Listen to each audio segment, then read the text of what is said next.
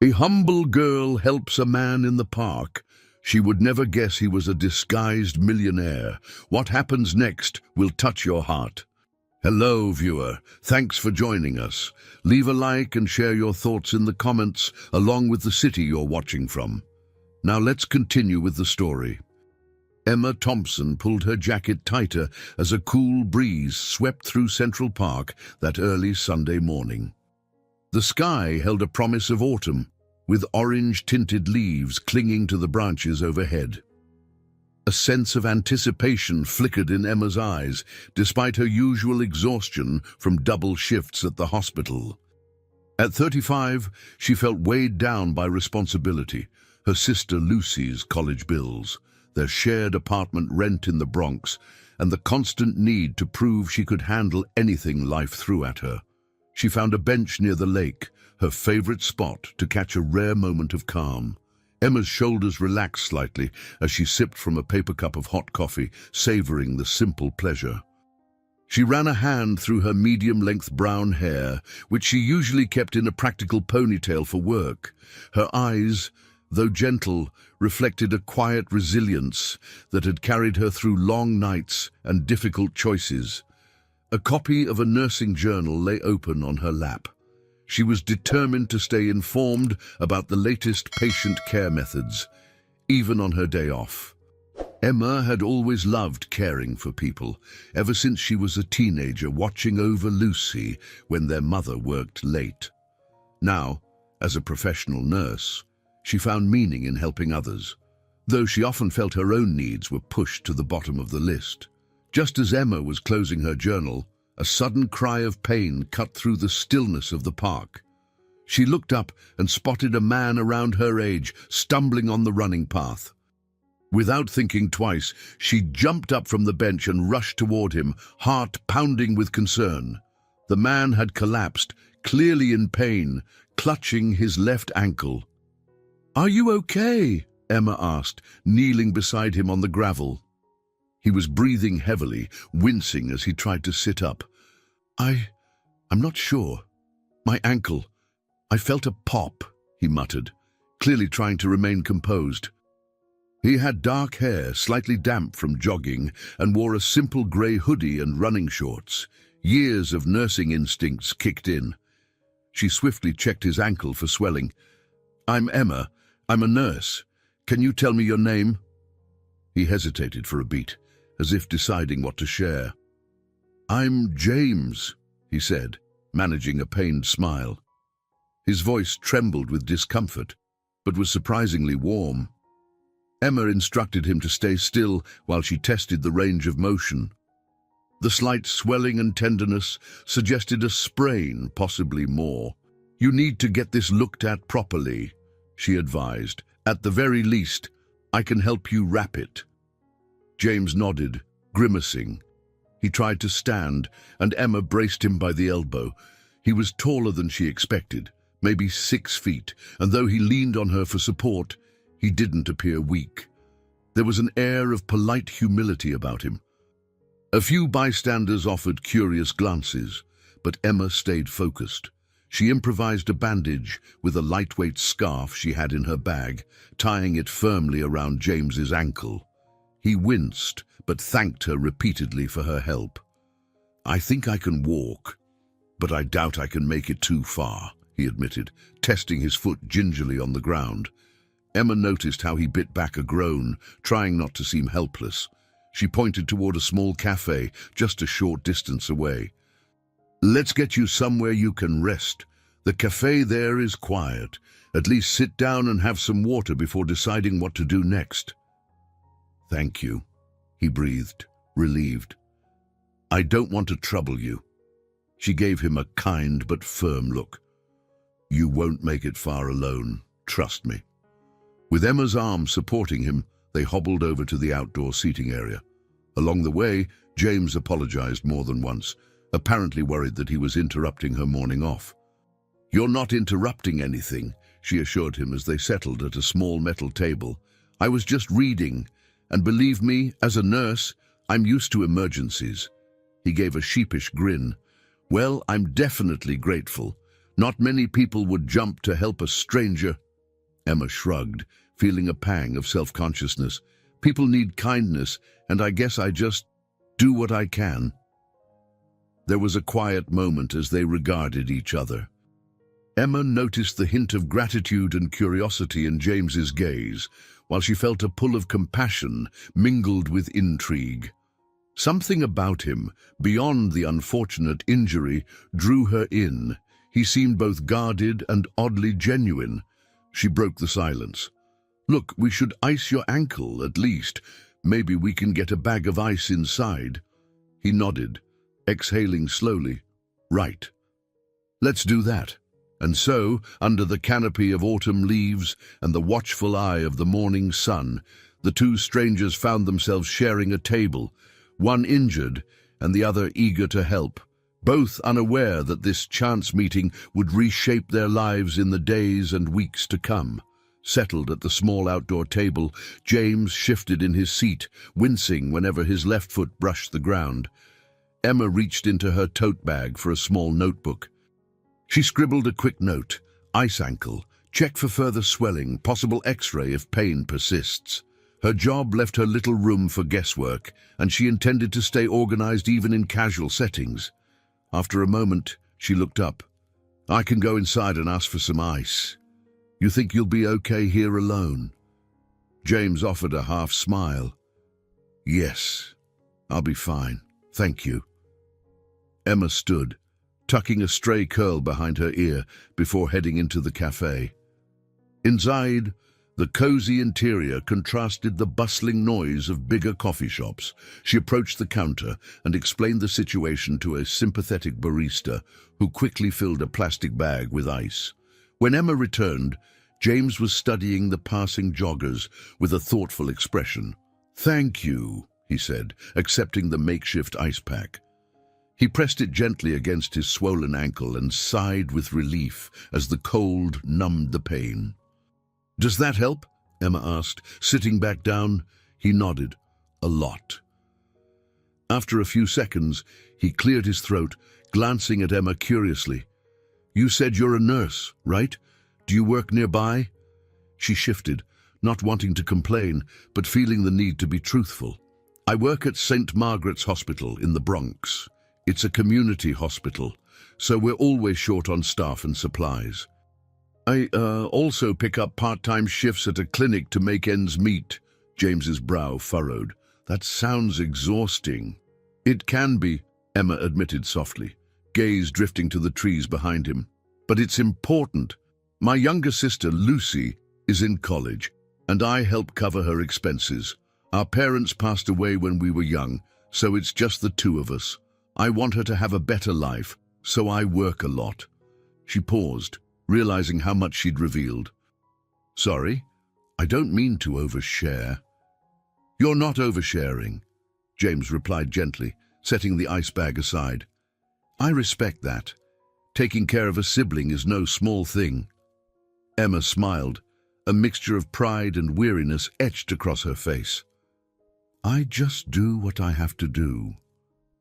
James hesitated, seemingly battling an inner conflict. He opened his mouth, then closed it, as if thinking better of what he initially wanted to say. Finally, he spoke again in a steadier tone. "So, what do you do for fun?" She gave a rueful laugh. "Fun? Well, sometimes I read medical articles, mostly, or random novels if I have the energy. I walk in the park on Sunday mornings, like today. That's about it, honestly." He smiled, and for a moment, Emma saw a flicker of something in his eyes. Compassion, or maybe admiration. "That's better than nothing," he said. "At least you have this little ritual." "Speaking of which," Emma said, glancing at her watch, "this is usually when I go grab a coffee or a simple breakfast from the kiosk over there. Can I get you something?" James's posture tensed. He patted the pocket of his shorts, then shook his head. I left my wallet at home. I'd feel terrible taking your money." Emma waved off his concern with a gentle laugh. "Please, don't worry. Think of it as thanks for letting me practice my nursing skills on you." She stood up before he could protest further and headed to the kiosk. She returned a few minutes later with 2 cups of coffee and a modest pastry split onto 2 plates. Handing 1 cup to James, she said, "I know you're probably not supposed to have too much sugar if you're recovering, but a little cinnamon roll might lift your spirits." James accepted it with an appreciative nod. "Thank you. I owe you, Emma." Over coffee, their conversation grew warmer. Emma learned James was between jobs, though he offered few specifics. He asked her about her family, her childhood, and her dreams. She, in turn, asked about his hobbies, and he spoke vaguely about traveling, about wanting to see the world beyond office walls. Occasionally, Emma noticed a guarded quality in his voice, as if he were leaving out major details. Yet he was polite, curious, and attentive when she spoke. She found herself relaxing, discovering that she liked his company. After finishing their coffee, Emma insisted on hailing a cab for James. Though the bag of ice helped, he still couldn't walk comfortably. At first, he resisted but eventually nodded, thanking her again and again. As she helped him into the back seat of a yellow taxi, he looked up at her. "I'm grateful, Emma. Really. I hope I can repay the kindness somehow." Her cheeks warmed slightly. "Just take care of that ankle and get it checked if the pain doesn't improve. That's thanks enough." He smiled, and the taxi door closed. Emma watched as the car pulled away, feeling both a sense of relief and an unfamiliar tug of curiosity. Something about James lingered in her mind. She brushed off the thought, telling herself it was just her nurturing instincts, but the flutter in her chest suggested otherwise. Emma's sneakers squeaked against the polished hospital floor as she made her way toward the staff locker room. The overhead lights hummed, casting harsh reflections on the tiled surfaces, a constant reminder of the sterile reality she inhabited during her double shifts. She was tired, so tired that her hands trembled slightly from too many cups of bad coffee and not enough sleep. That fleeting encounter with James kept replaying in her mind. She'd only spent about an hour with him, yet something in his eyes made her feel seen. It was a far cry from her usual experiences, where people appreciated her professional expertise but rarely saw the woman behind the nurse scrubs. "Emma, you okay?" She glanced up to see Margareth Bell, a veteran nurse in her 50s with sharp eyes and a perpetual air of quiet authority. Margareth had become a mentor figure at work, always ready with advice. Emma forced a small smile. "I'm all right, just a bit worn out." Margareth studied her with a kind of maternal vigilance.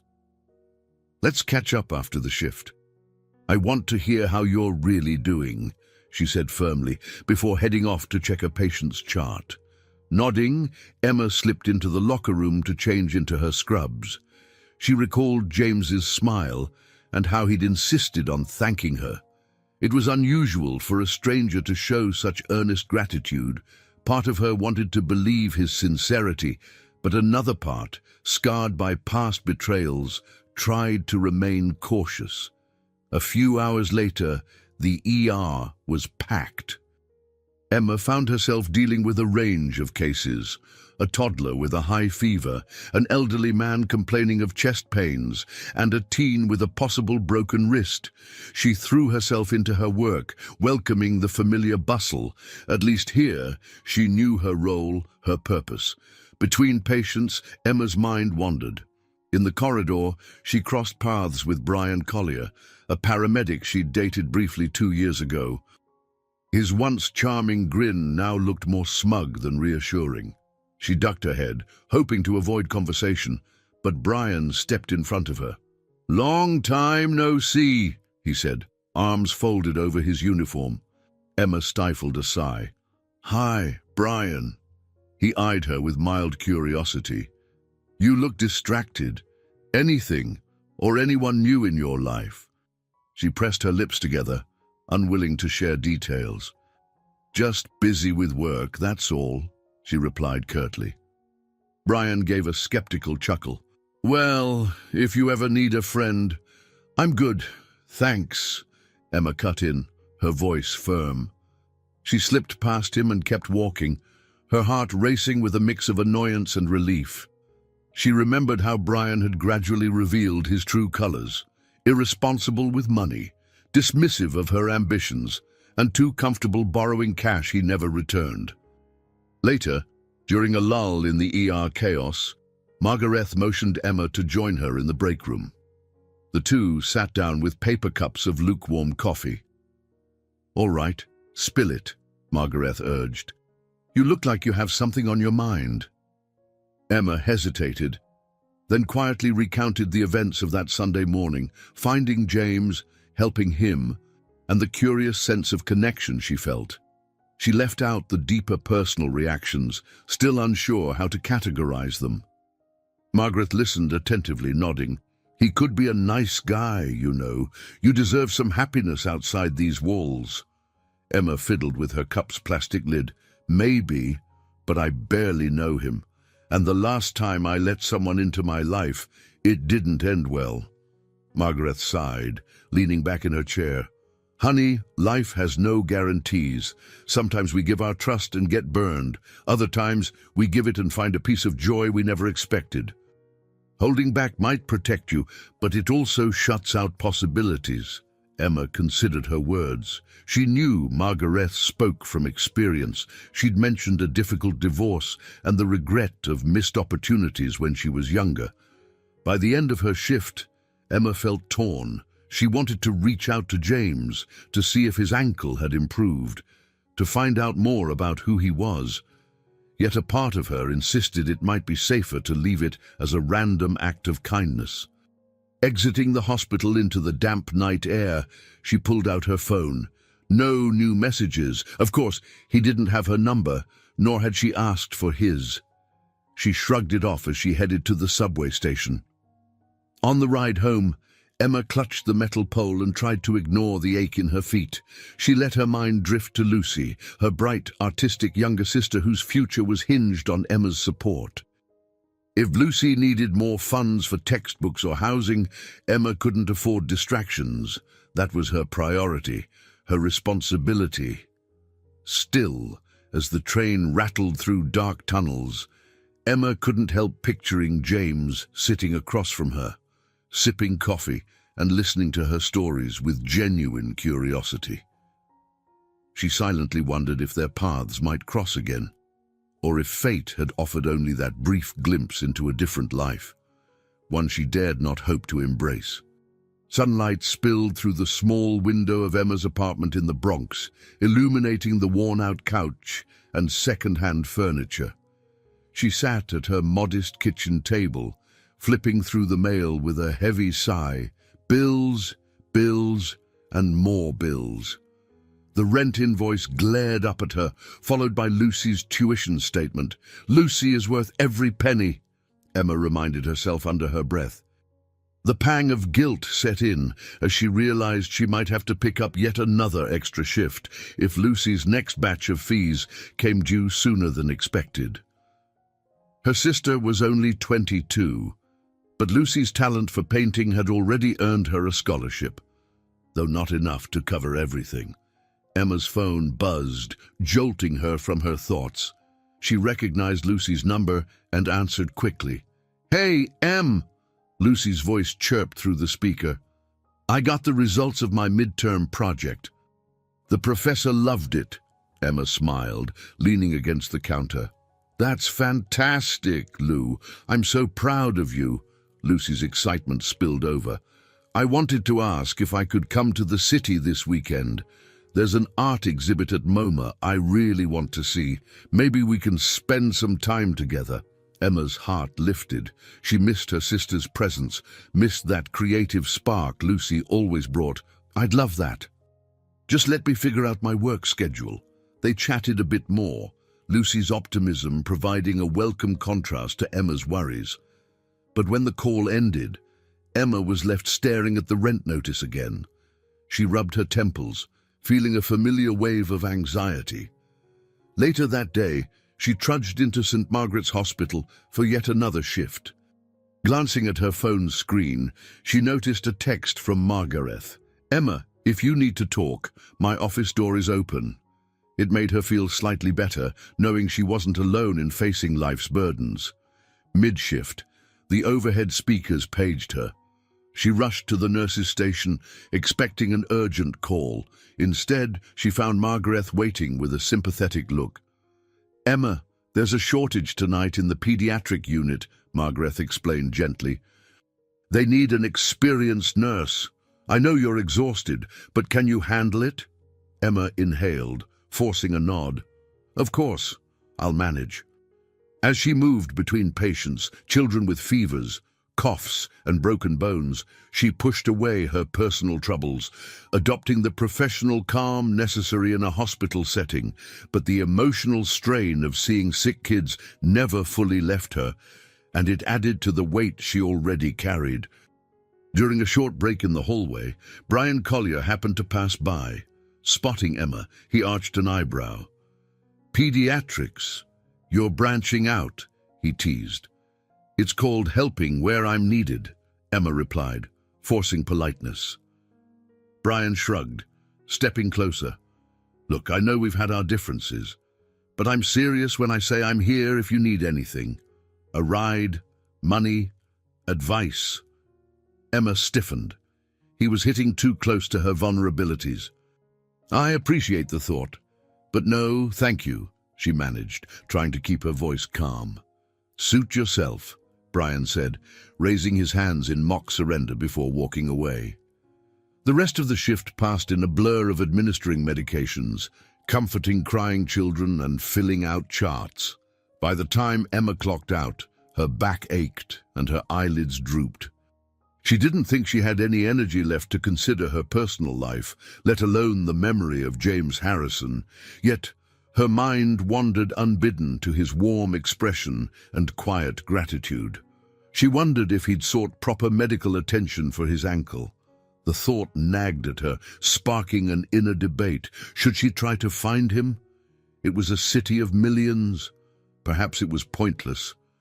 The following day, Lucy called again, worried about a new course fee that had suddenly been added. Emma reassured her sister, even though she didn't have a solution yet.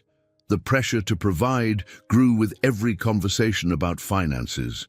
She reminded herself that she'd do anything to help Lucy succeed, even if it meant sacrificing her own rest or potential happiness.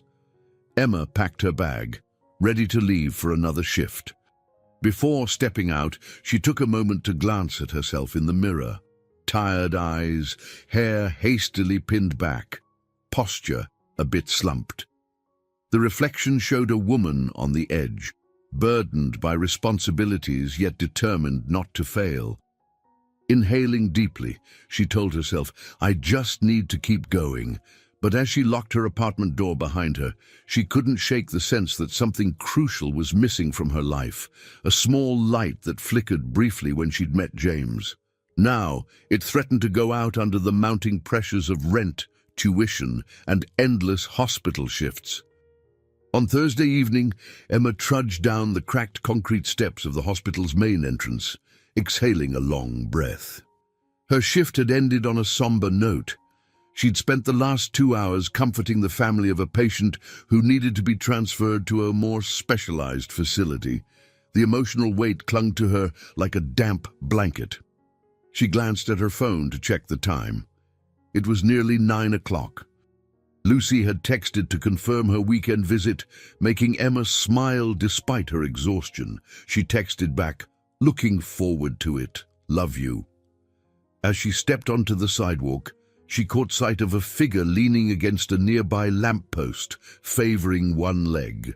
It took her a moment to realize it was James Harrison, the man she'd helped in Central Park days ago. Her heart jolted. He was holding a small bouquet of daisies, nothing extravagant, but sweet in its simplicity. Emma approached cautiously, unsure if her mind was playing tricks. "James, what are you doing here?" A slightly embarrassed grin spread across his face. "I wanted to thank you properly," I didn't know which hospital you worked at exactly.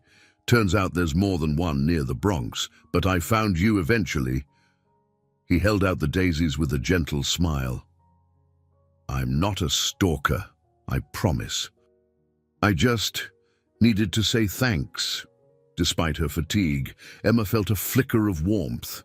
She accepted the flowers, noticing the mild limp in his stance. "Your ankle, does it still hurt?" He shrugged. "A little, yeah, but it's much better. I had it checked out. Just a sprain, like you thought."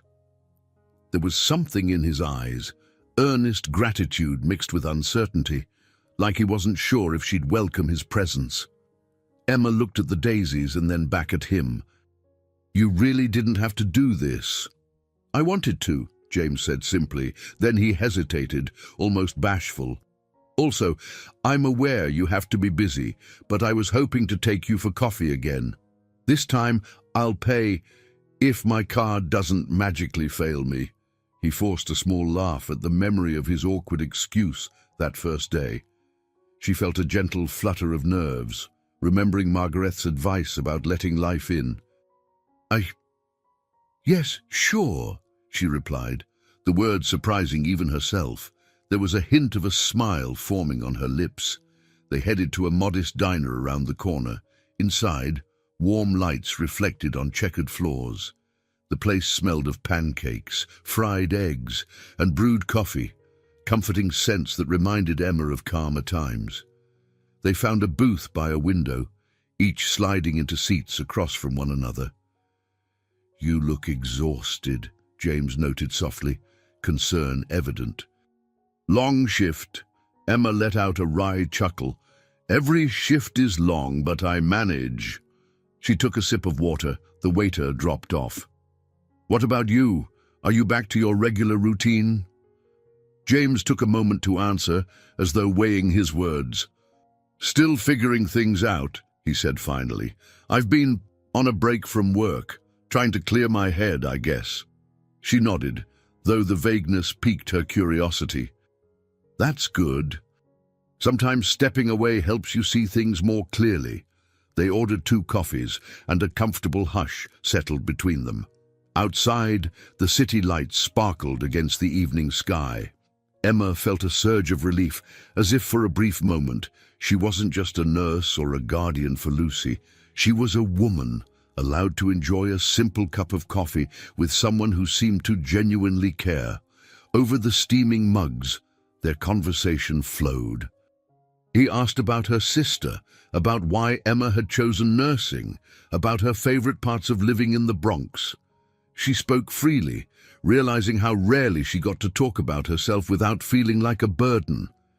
In return, she tried to glean more about James. He offered fragments, how he found city life both thrilling and stifling, how he appreciated meeting real people who worked hard, yet he remained deliberately vague about his background. At some point, Emma let out a light laugh. "You're mysterious, you know that, but I don't mind." She looked down, unsure if she was overstepping. "Thank you for coming here tonight. It means more than you know." James exhaled, relief settling in his gaze. "I'm glad you're not offended or anything." He glanced at her tired eyes. "Though I really don't want to keep you out too late." Emma glanced at the time. A sense of responsibility flickered. She had an early shift the next day, Lucy's visit to plan, and the usual bills to worry about. Yet, for once, she let herself linger a little longer. "A few more minutes won't hurt," she said quietly, surprising even herself with how much she wanted this moment to last. As they finally rose to leave, Emma felt a subtle shift within, like a door cracking open to let in the smallest beam of light. Her life, once defined entirely by duty, now had a faint new outline. She wasn't sure how or why, but she sensed that taking a step into the unknown might be worth the risk. Outside, James offered to walk her to the subway station. She accepted, daisies in hand, heart oddly full. And for the first time in years, she let herself hope that this simple connection, forged through kindness and shared cups of coffee, might spark a change she never knew she needed. Emma entered St. Margaret's Hospital on a sunny afternoon, the bright rays outside contrasting sharply with the dim corridors she knew so well. Her mind, usually full of checklists and patient details, was drifting toward thoughts of James. The memory of their late-night diner chat lingered, his earnest gaze, the gentle way he'd limped alongside her toward the subway. She felt a confusing mix of excitement and uncertainty, like stepping onto a path without a clear destination. Before starting her shift, she ducked into the staff lounge, where she found Margaret Bell rearranging a stack of medical charts on a small table. The seasoned nurse glanced up, her observant eyes locking onto Emma's in an instant. "Emma," Margaret greeted with a knowing smile. "I've seen that look before. Something's on your mind." Emma managed a sheepish laugh as she poured herself a cup of lukewarm coffee. "Is it that obvious?" Margaret put the charts aside. "When you're preoccupied, you twist that little ring on your finger over and over." She nodded at the simple silver band Emma wore, a memento from her mother. "Now, out with it." Emma sighed, realizing there was no point hiding her thoughts. "I've, been spending time with someone. Nothing serious, but—" She trailed off, feeling her cheeks warm. Margaret raised her brows with interest. "This wouldn't happen to be the man you helped in Central Park, would it?" Emma blinked, surprised. "How did you—" "I noticed flowers in your locker the other day," Margaret teased gently. "Daisies, if I recall correctly. Plus, you've been smiling to yourself more than usual." Emma smiled, shaking her head in mild embarrassment. "His name's James. He came by the hospital to thank me. We grabbed coffee and— I don't know, there's something about him. But I can't quite figure him out. He's vague about his life. Part of me wonders if I'm ignoring red flags." Margaret leaned forward. "What do your instincts tell you?" "That he's good. Kind," Emma replied quietly. "He's respectful, listens when I talk, and there's a sincerity in how he treats me. But I barely know him, and my track record with relationships isn't exactly stellar." Margaret placed a comforting hand on Emma's shoulder. "Sometimes we close ourselves off because we fear repeating old mistakes, but if we never let anyone in, we deny ourselves the chance for genuine happiness. All I'd say is, be cautious yet open." Emma nodded, soaking in her mentor's words. Margaret often had a knack for giving grounded advice, never reckless, but never so guarded that it stifled life's possibilities. A few hours later, Emma found herself in a routine swirl of charting vitals, administering medications, and answering the doctor's endless questions. Occasionally, she caught herself checking her phone, half hoping James might text. She reminded herself not to get distracted during critical tasks. Lives depended on her focus. But it was hard to ignore the little flutter in her heart when she thought about him. During a slower moment near the end of her shift, she passed Margaret in the hallway again. The older nurse handed Emma a folder full of patient surveys. "Take these to the admin desk, will you? And don't forget," she added in a softer tone, "you work hard, Emma. Let yourself have some joy." Emma offered a grateful nod and continued on her way, her mind replaying Margaret's advice. She recognized in Margaret the role of a mentor, a guiding voice reminding her that while duty was essential, her own life needed nurturing too. By the time Emma stepped outside into the late afternoon sun, her feet ached from endless walking. She fished out her phone and noticed an unread message from James. "Hey, Emma, I hope your shift went well. I'm at a little bookstore cafe in Midtown. If you're free, I'd love to buy you another cup of coffee. Actually pay for it this time. No strings attached, just good conversation." Emma couldn't help smiling at the text. Thoughts of Lucy's upcoming visit hovered at the edge of her mind. She needed to prepare for that and check her finances, but maybe an hour or two away from the hospital grind wouldn't hurt. She took a moment, recalling Margaret's words, "Be cautious, yet open." She typed a quick reply, "Give me an hour." "I'll try to swing by." As she boarded a bus toward Midtown, Emma felt a subtle shift within her, like the first steps crossing into unfamiliar territory. She was usually the reliable nurse, the responsible older sister, the woman who kept her personal life on a tight leash. Now, guided by encouragement from someone she trusted, she was allowing herself to follow a path she'd only glimpsed from a distance. Settling into a seat, she stared out the window at the streets of New York, bustling with people chasing their own goals and dreams. Emma felt a flicker of hope. Maybe she was finally stepping out of her comfort zone, daring to see what life had to offer. And maybe, just maybe, this path with James was worth exploring, wherever it might lead. The little bookstore cafe in Midtown greeted Emma with the aroma of freshly ground beans and the gentle murmur of pages turning. The walls were lined with shelves, each brimming with novels, travel guides, and biographies. Soft jazz music played from an old record player in the corner, adding a mellow ambience that was worlds away from the sterile brightness of St. Margaret's Hospital. James stood near a display of classic literature, his posture a bit awkward as he shifted from foot to foot. He looked genuinely relieved when he spotted Emma walking through the door.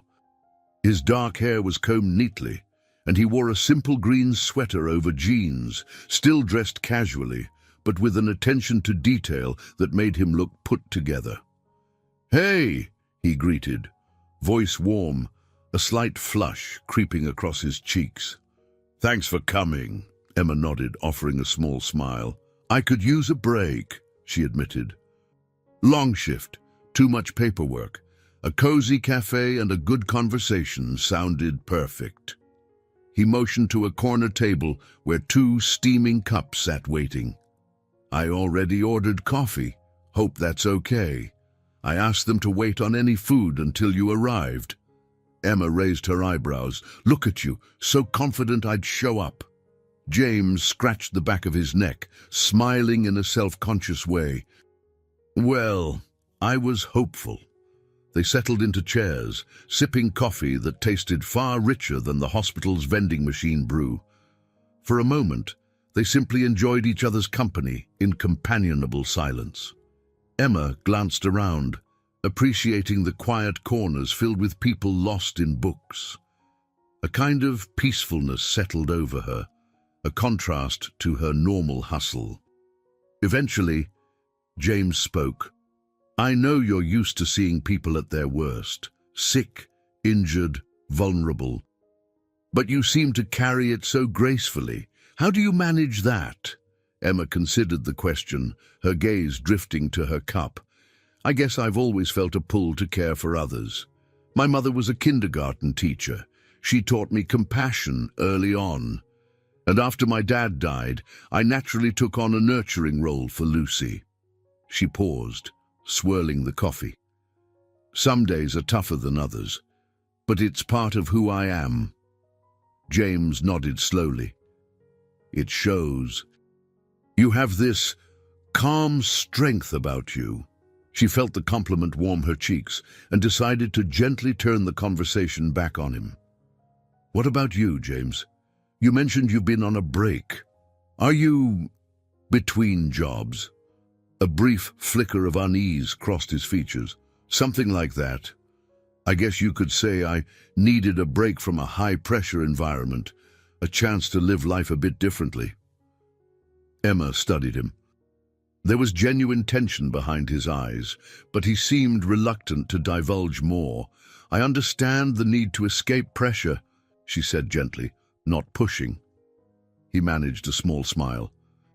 "It's not easy, leaving behind everything you know, but it helps you learn what really matters." The conversation meandered into lighter territory. Favorite books, travel stories, silly memories from childhood. James shared how he once tried to run away as a kid because he wanted to see the Grand Canyon, and how he ended up lost a mere 5 blocks from home. Emma laughed, picturing a younger version of him, rebellious and curious. When their cups emptied, he insisted on ordering pastries. Emma hesitated, mindful of money and time, but ultimately agreed, letting herself enjoy a slice of simple pleasure. As the hour wore on, Emma realized she was doing something she rarely allowed herself. She was relaxing.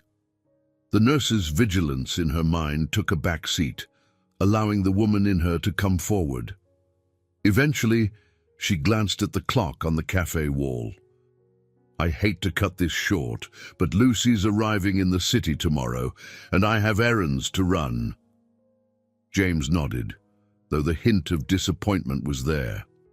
"Could I walk you out?" They stepped back onto the busy Manhattan street, lights flickering above the sidewalk. Emma savored the crisp air against her cheeks, feeling momentarily removed from the weight of her usual responsibilities. At the curb, James gently reached for her hand. "Listen, Emma, I'd like to see you again. Maybe do something more fun, a break from our normal routines." His palm felt warm against hers. She considered his offer carefully. She had so many obligations, but the idea of doing something out of the ordinary, even just once, appealed to her. "All right," she said, nodding. "I'll think about it, and we'll find a time. But be warned, my schedule is pretty crazy." He grinned, relief and joy crossing his face. "I'll take whatever time you can spare." She gave his hand a gentle squeeze before releasing it. "Thank you for tonight. I really needed this." As she walked away, Emma felt a rush of mixed emotions, gratitude, uncertainty, and a glimmer of excitement. For the first time in a long while, she was making a choice that didn't revolve around solving someone else's problem or fulfilling a duty. She was stepping over the threshold into a realm of possibility, trusting her heart just enough to see where it might lead. That weekend, Lucy arrived at Emma's apartment in the Bronx, lugging a suitcase filled with paintbrushes, half-finished canvases, and an eclectic wardrobe. The two sisters embraced in the narrow hallway, giggling at how Lucy nearly knocked Emma over with the weight of her bag. "Careful," Emma teased. "I know you're all about making bold statements with your art, but let's not start by breaking my hip." Lucy grinned, her eyes alight with youthful energy. "I've been dying to see this MoMA exhibit. You can't back out on me now." "I wouldn't dream of it," Emma promised, ushering Lucy inside. They spent the evening catching up on Lucy's classes, her art projects, and mutual friends. Lucy's chatter about color theory and modernist influences reminded Emma just how different their worlds were. Lucy, buoyed by creativity and ambition, and Emma, tethered to the practicalities of daily survival. Still, they found common ground in memories of their late parents and the silly inside jokes only they understood. Early the next morning, they headed into Manhattan. The subway ride passed in a blur of Lucy's excitement about seeing famous paintings. Emma tried to soak up her sister's enthusiasm, while a flicker of anticipation danced in her chest. James had messaged, asking if she was free for a small surprise. She'd told him that she was taking Lucy to the museum, and to her astonishment, he'd hinted he might drop by. At MoMA, Lucy was in her element, moving from one exhibit to another with unabashed awe. Emma followed, occasionally pausing to read the descriptions. She couldn't pretend to understand the deeper meanings behind every abstract piece, but she appreciated Lucy's passion.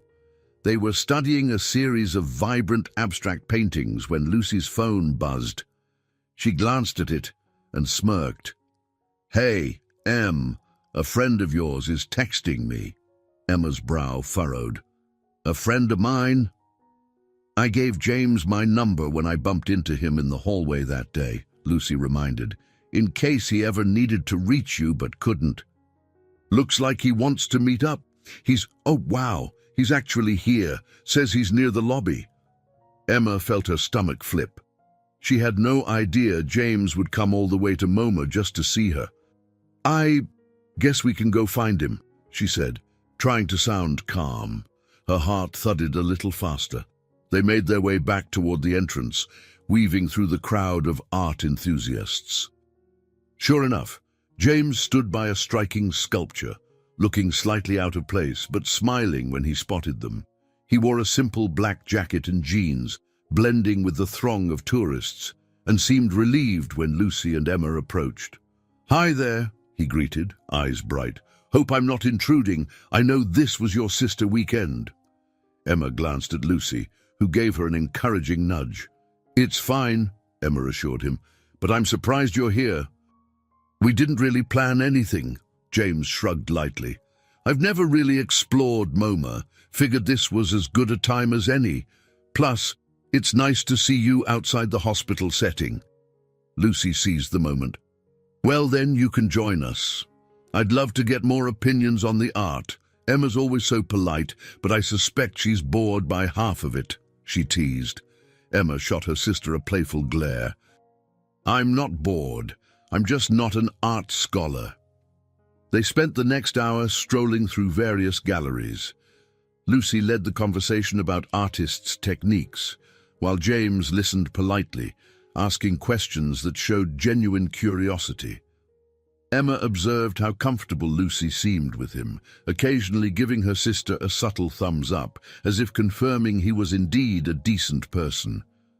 At one point, they reached a rooftop terrace offering a skyline view.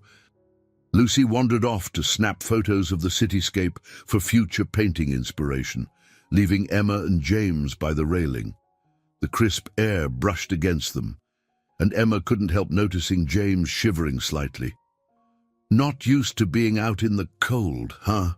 she teased softly, recalling how he'd told her he'd mostly been indoors before deciding to take his break. He chuckled, rubbing his hands together. "You could say that. I'm learning to appreciate life's little discomforts and wonders." He gave her a thoughtful look. "Thanks for letting me tag along." Emma shrugged, trying to sound casual. "Lucy likes you. She's usually a good judge of character." James hesitated, then softly touched Emma's arm. "I'm glad. And I'm grateful you're giving me a chance to be part of your world, even if it's just for a few hours. It means a lot." Their eyes met, and Emma felt an unspoken understanding pass between them, a sense that both of them were stepping into unfamiliar territory. She was welcoming him into the tight circle of her life, and he was letting her see glimpses of his, however limited they might be. Before they could say more, Lucy bounded back, waving her phone. "Got the best photos! You two should see this view! Come on!" James chuckled, and Emma smiled warmly. As they followed Lucy, Emma realized something. She was no longer standing on the edges, waiting for life to pass by. She was in the midst of it, forging new connections, taking steps beyond her usual boundaries. And although she felt a flutter of nerves, she also felt a growing sense of hope that this journey into the unknown might lead to something wonderful. A week later, Emma found herself in a trendy downtown bistro, which was miles apart, both literally and figuratively, from the small diners she typically visited. The wooden tables were decorated with minimalist centerpieces, and soft, ambient music played. She felt mildly out of place in her simple blouse and sensible shoes. James, across the table from her, looked equally casual, wearing a plain navy sweater and dark jeans. Yet he seemed oddly comfortable in this upscale environment. Emma eyed the menu, noticing that prices for even a simple dish were higher than she'd usually pay. "I'm not sure I belong in a place like this," she joked, half serious. James leaned forward, resting his elbows on the table.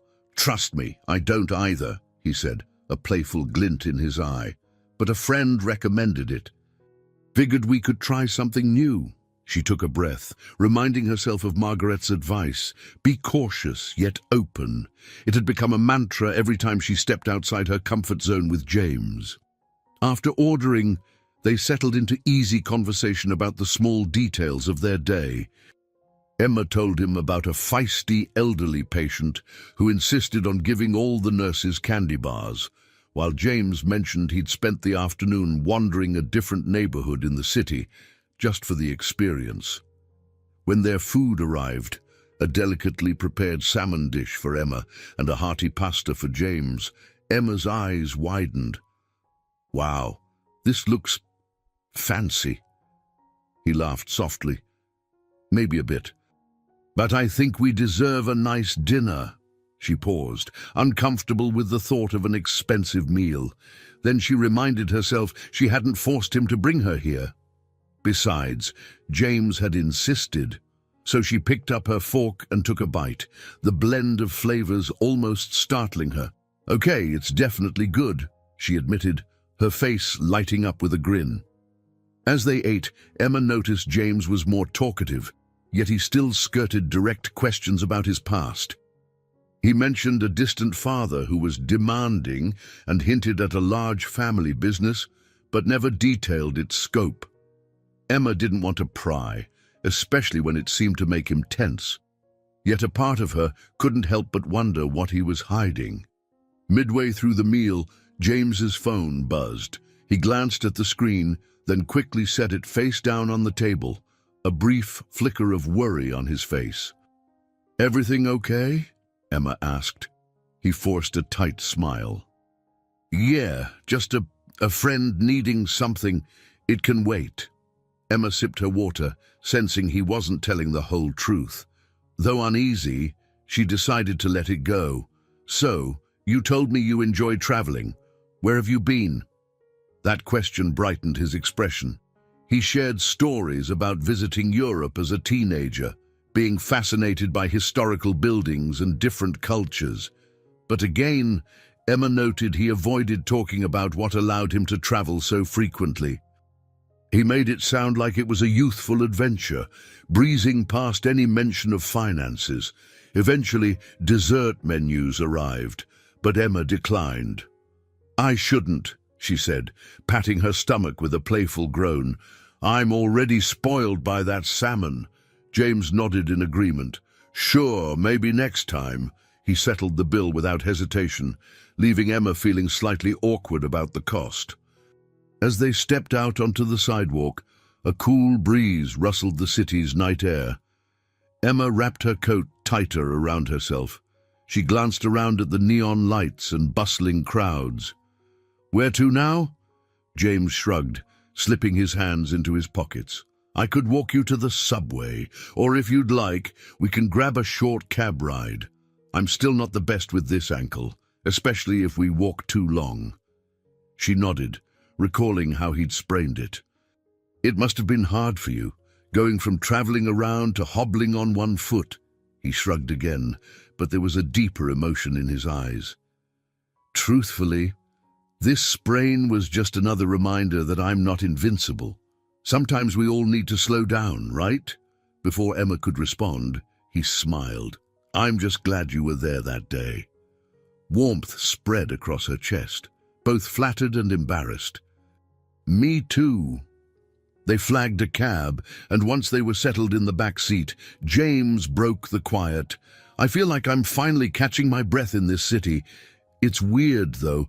I lived here for a while, but never noticed half the things I'm seeing now." Emma found herself studying his profile, the glow of streetlights reflecting in his eyes. "Sometimes it takes stepping away from what's familiar to see it clearly," she said softly, thinking of how her own life had become a blur of hospital shifts and responsibilities until he showed up. He gave her a gentle nod, then turned to gaze out the window.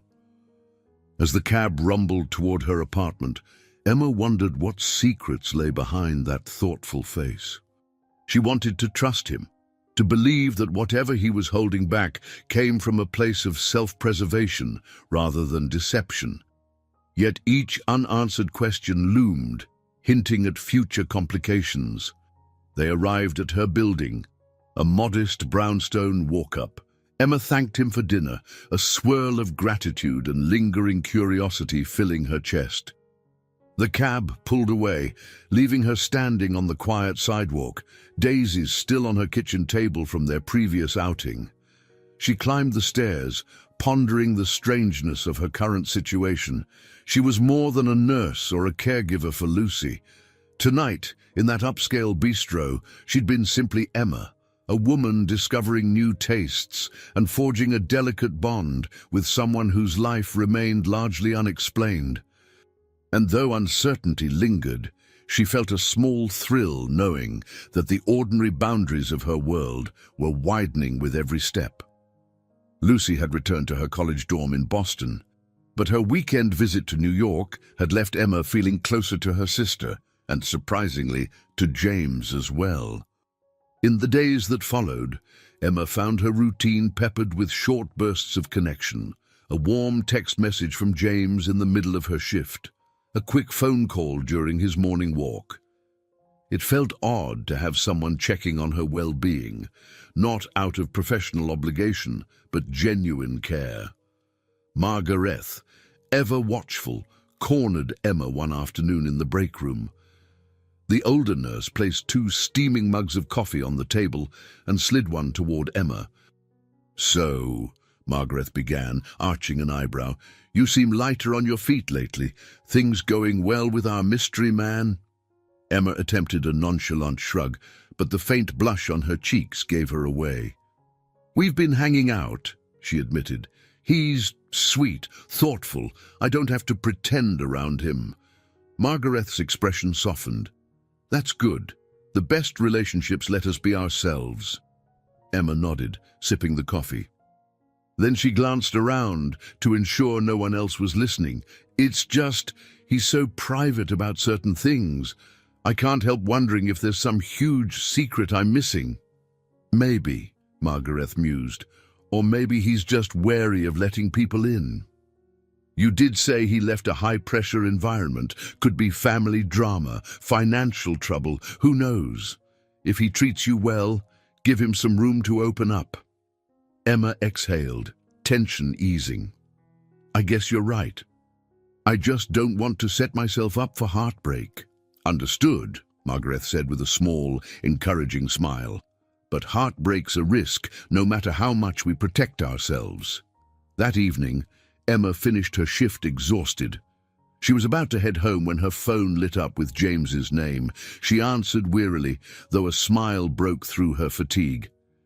"Hey, you," she greeted, voice softer than she intended. "Rough day?"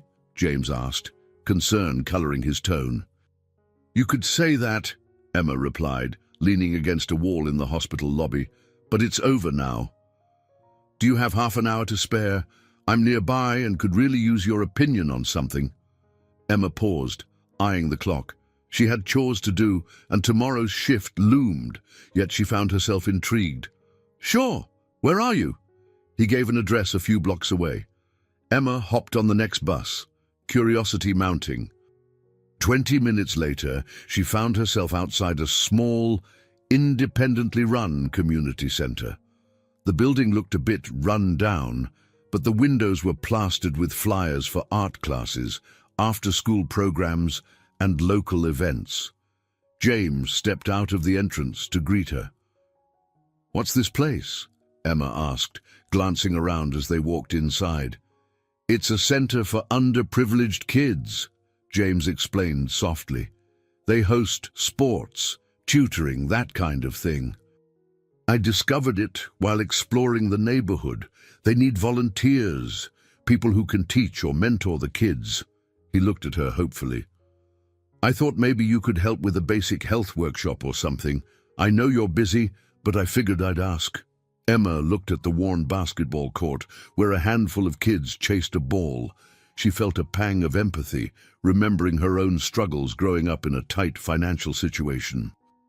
"This is wonderful," she said, scanning the facility. "They're doing great work with limited resources."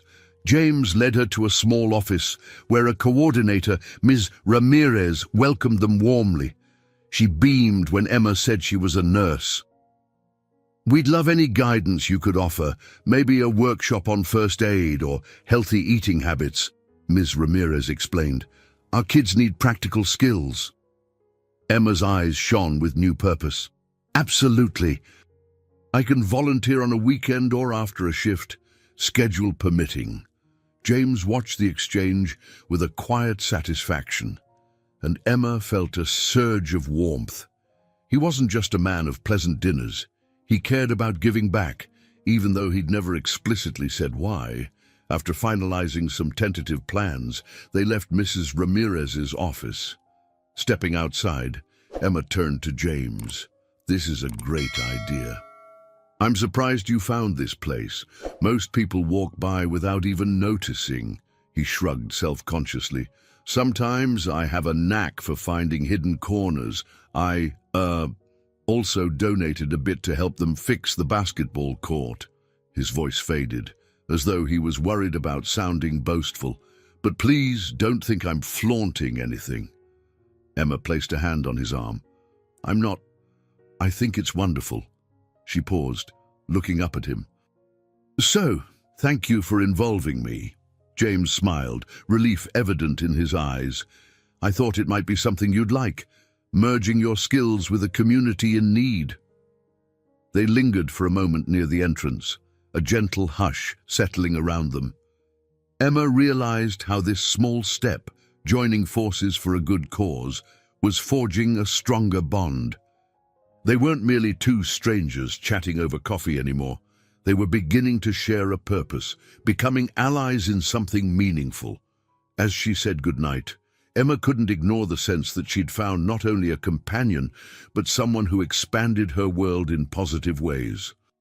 The questions about his past still hovered, but for now, the present felt bright enough to keep her moving forward, trusting that what lay behind his guarded demeanor would eventually come to light. And maybe, just maybe, she would be ready to accept it when it did. Another week rolled by, bringing with it a blend of tiny victories and mounting tension. Emma managed to finalize a short first aid workshop at the community center for the upcoming Saturday, juggling her shifts to free up a few hours. James offered to coordinate supplies, even though Emma insisted she could handle it. Despite her gratitude, she couldn't fully shake the feeling that he was used to solving problems with resources she didn't fully understand. Late one afternoon, Emma saw Brian Collier, the paramedic, and her ex stroll into the ER. He wore an air of smug confidence as he checked in with a receptionist. Emma tried to slip away, but he caught her gaze and made a beeline for her. "Hey, Emma," he said, leaning against the nurse's station. "Haven't seen you around lately." "I've been busy," Emma replied curtly, turning her attention to a stack of patient charts. Brian smirked. "Or maybe you're avoiding me." She suppressed an eye roll. "Why would I do that?" He shrugged. "Word around the hospital is you've got a new friend. Someone who drops by sometimes, right? A tall, dark-haired guy." Emma's eyes snapped up. She felt irritation flare inside her. "That's none of your business." Brian chuckled. "Relax. I'm just curious. Heard he's shady, though. Shows up out of nowhere, refuses to talk about himself. Sounds like a red flag." "That's not your concern," Emma fired back, struggling to keep her composure. She disliked how Brian relished sowing doubts. "And you have no right to judge him." Brian held up his hands in mock surrender. "Look, I'm just saying, be careful. I've seen guys like that, smooth talkers who hide their secrets. Don't want to see you get hurt." She locked eyes with him, bristling at his hypocrisy given their own past. "I'm fine, Brian. I know what I'm doing." He let out a short laugh. "Sure you do," he muttered, then walked off to answer a call. Emma's pulse hammered in her ears, the conversation leaving a bitter taste. She hated that he'd managed to spark a flicker of doubt within her. His words echoed her own private concerns. James was private, possibly hiding something big, but she refused to let Brian's taunts undermine the trust she was building. The next day, Emma had a short break before her overnight shift. She decided to text James. "Are you still up for that supply run for Saturday's workshop? Maybe we can meet at the medical supply store near the hospital." He replied almost instantly, "Sure thing, I'll be there in half an hour." They met amidst aisles packed with bandages, antiseptics, and blood pressure monitors. Emma explained the items they'd need for basic first aid demos. James listened intently, occasionally asking thoughtful questions about the gear. As they loaded a basket with gauze pads and gloves, Emma felt her curiosity gnaw at her. Brian's sneering remarks still lingered in her mind. Tentatively, she decided to bring it up, carefully. "You know," she began softly, "people here at the hospital are starting to notice you've been around. Some wonder about you." James glanced at her, concern edging his features. "Is that a bad thing?" Emma shrugged, fiddling with a packet of adhesive bandages. "I got a warning from someone that you might be, I don't know, shady." He tensed, setting down a box of bandages. For a moment, she thought he might lash out or grow defensive. Instead, he inhaled, calming himself. "I see," he said quietly. "I can't blame them. I haven't given you much to go on." Emma waited, heart pounding. She sensed this was a critical moment, whether he'd open up or retreat further behind his vague persona. James exhaled, meeting her gaze. "Emma, you've been nothing but kind to me, and I don't want you to be dragged into anything complicated, but my life, it's not simple. There's a reason I stepped away from it. Let's just say I come from a family with certain expectations I can't always meet, and I guess I needed to see who I was without all of that." She reached out, brushing his arm gently. "That doesn't sound shady to me. Sounds like you're trying to find your own path." Relief briefly softened his expression. "That's exactly it." He paused, struggling for the right words. "I wish I could say more, but I'm not sure how. I'm just not ready yet." Emma gave a small nod, heart aching at how torn he looked. "I understand. Just don't shut me out completely, okay?" He placed his hand over hers. "I won't, I promise." They continued browsing the store, tension still clinging to the air. But Emma felt a bit more at ease, sensing that James wasn't intentionally deceiving her. He was grappling with a world he'd momentarily left behind.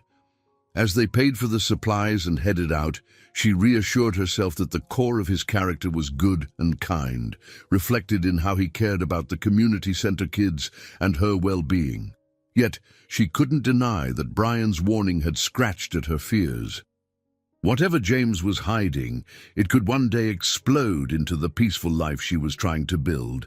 For now, though, Emma clung to the trust that had grown between them, hoping that when the inevitable reckoning came, their bond would be strong enough to withstand the truth. Emma stood in front of a group of wide-eyed kids at the community center, demonstrating how to use a bandage to support a sprained wrist.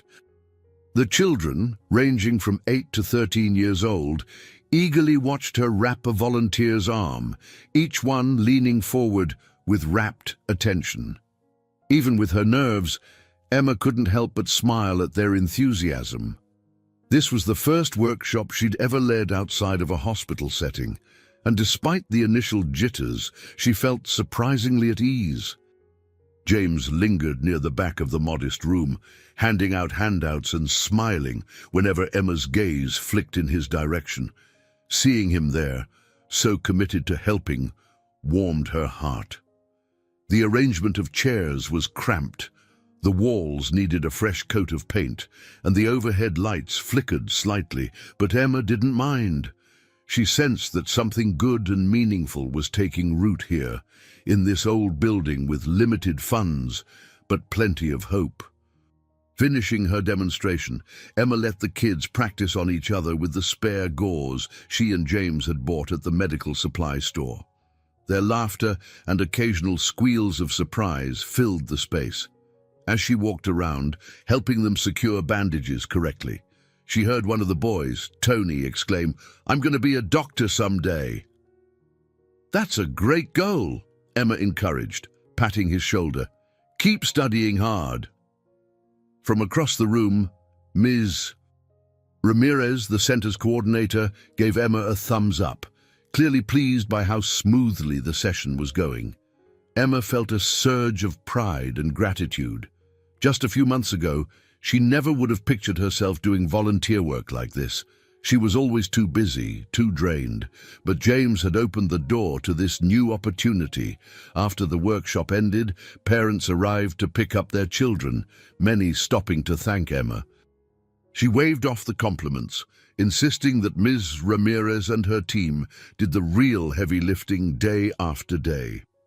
Once the room cleared, Emma began gathering leftover supplies, carefully folding the used bandages and discarding any that were too worn. James moved to help, scooping up plastic wrappers. "That was amazing," he said softly. "You really made a difference today." Emma chuckled, shaking her head. "I taught them how to bandage a wrist, that's all. Don't underestimate what that means to them," he replied, his voice warm. "They'll remember this." A faint blush colored Emma's cheeks. She was unused to such sincere praise. Usually, her interactions at the hospital ended abruptly as soon as patients were discharged. "Well, thank you for setting this up," she said, leaning against a table. "Without you, I wouldn't have known this place existed." They shared a moment of quiet contentment before Mrs. Ramirez approached, her expression bright. "Emma, James, you two were great. I hope you'll come back soon. The kids loved you." James spoke first. "Count on it. I'm happy to help in any way." Emma nodded, though a little voice in her head reminded her of her grueling schedule. She offered Mrs. Ramirez a polite smile. "I'll do my best. My shifts can be unpredictable, but I'll try." Ms. Ramirez thanked them again and moved on, leaving Emma and James alone with the echo of laughter still bouncing off the peeling walls. As they continued tidying up, Emma felt a tightness in her chest, a mix of satisfaction and anxiety. She was glad to have done something worthwhile, but she also sensed the gentle tug of responsibilities piling up. Bills, Lucy's tuition, her hospital shifts, and the emotional minefield of her budding relationship with James. Later that evening, as they stepped outside, the sun was setting behind rows of brick buildings. Emma exhaled, letting the mild evening air fill her lungs. James brushed a hand across his forehead. "How about we grab a quick meal? My treat. We could talk about the workshop, or anything else." Emma hesitated. She wanted to spend time with him, but her phone buzzed with an incoming text, likely the hospital or Lucy. Reaching into her pocket, she checked the screen. Sure enough, it was Lucy, anxious about a midterm project deadline and short on funds for materials. Emma felt a familiar pang of guilt and stress. Sighing, she turned to James. "I'd love to, but I need to call Lucy and sort out some things. Maybe we can meet later this week."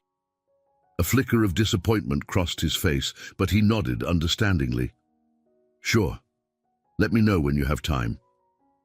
They said their goodbyes, and Emma headed toward the subway, her heart heavy with conflicting duties. The workshop had given her a taste of a more fulfilling life, where she used her skills for good outside the hospital, where she had someone supportive by her side. Yet real life was never so simple. The demands of work, finances, and family always lurked at the edges of her happiness, threatening to pull her back into her old, narrower world. She tried to focus on the positive, the kids' bright faces, Ms.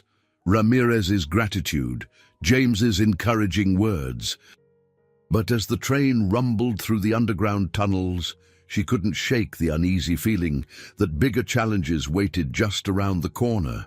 ready to test not only her resolve, but the fragile connections she was building with James. Emma paced her living room late one night, phone pressed to her ear. She'd spent the better part of an hour comforting Lucy, who was overwhelmed by her art project deadlines and financial crunch. The conversation weighed heavily on Emma's heart. "Lou, I promise I'll figure something out," Emma soothed. "I can send a little extra next week." From the other end of the line, Lucy's voice wavered with exhaustion. "I hate asking you for more money. You're already juggling too much." Emma swallowed hard. "That's what big sisters do." She paused, glancing at a framed photo on the wall, her and Lucy as teenagers, standing by a Christmas tree in a cheaper, happier era. "Don't stress, okay?" After Lucy finally hung up, Emma dropped onto the couch, hugging a cushion as she stared at the ceiling. She wanted to help her sister chase her dreams, but the financial strain was suffocating. Her mind drifted to James. Could she confide in him about these mounting pressures? Her instinct said he'd want to help, but a deeper fear told her that sharing money troubles might change how he saw her. She didn't want to be a charity case, or by worse, seem like she was taking advantage of him. A knock on her apartment door startled her. She wasn't expecting anyone, especially not at 11 at night. Peering through the peephole, she saw Brian Collier, her ex-boyfriend, standing in the dim hallway, fiddling with his phone. Emma's pulse spiked with annoyance and alarm. She opened the door just a crack. "Brian, what are you doing here?" He looked up, feigning casualness. "I was in the neighborhood and thought I'd check on you. You didn't look so good last time we talked." Emma sighed, stepping into the doorway, arms crossed. "I appreciate the concern, but it's late, and we aren't exactly close." He shrugged, leaning a shoulder against the wall. "Look, Emma, we may not be together anymore, but I still care. You and I both know hospital pay isn't great. If you need a loan or anything..." Her stomach twisted. The idea of accepting money from Brian, a man who'd repeatedly borrowed from her and never repaid, felt like a cruel joke. "No, thanks. I'm managing." Brian exhaled, exasperated. "Is this about that new guy in your life? The one who's apparently rolling in something but won't say what?" "Don't be naive, Emma." A flare of anger coursed through her. "Leave him out of this. This is none of your business." "You sure about that?" Brian pressed, voice tight. "People talk. Some rumors say he's connected to big money. Others claim he might be on the run from something. How do you know he's not using you to hide out, or worse?" Emma glared, refusing to take the bait. "Get out, Brian. Go home." She slammed the door, heart pounding. Brian's accusations echoed in her head, stoking latent fears she'd tried to bury. She couldn't ignore how James's circumstances were murky at best. His constant avoidance of specifics, the phone calls he brushed off, the subtle tension he carried.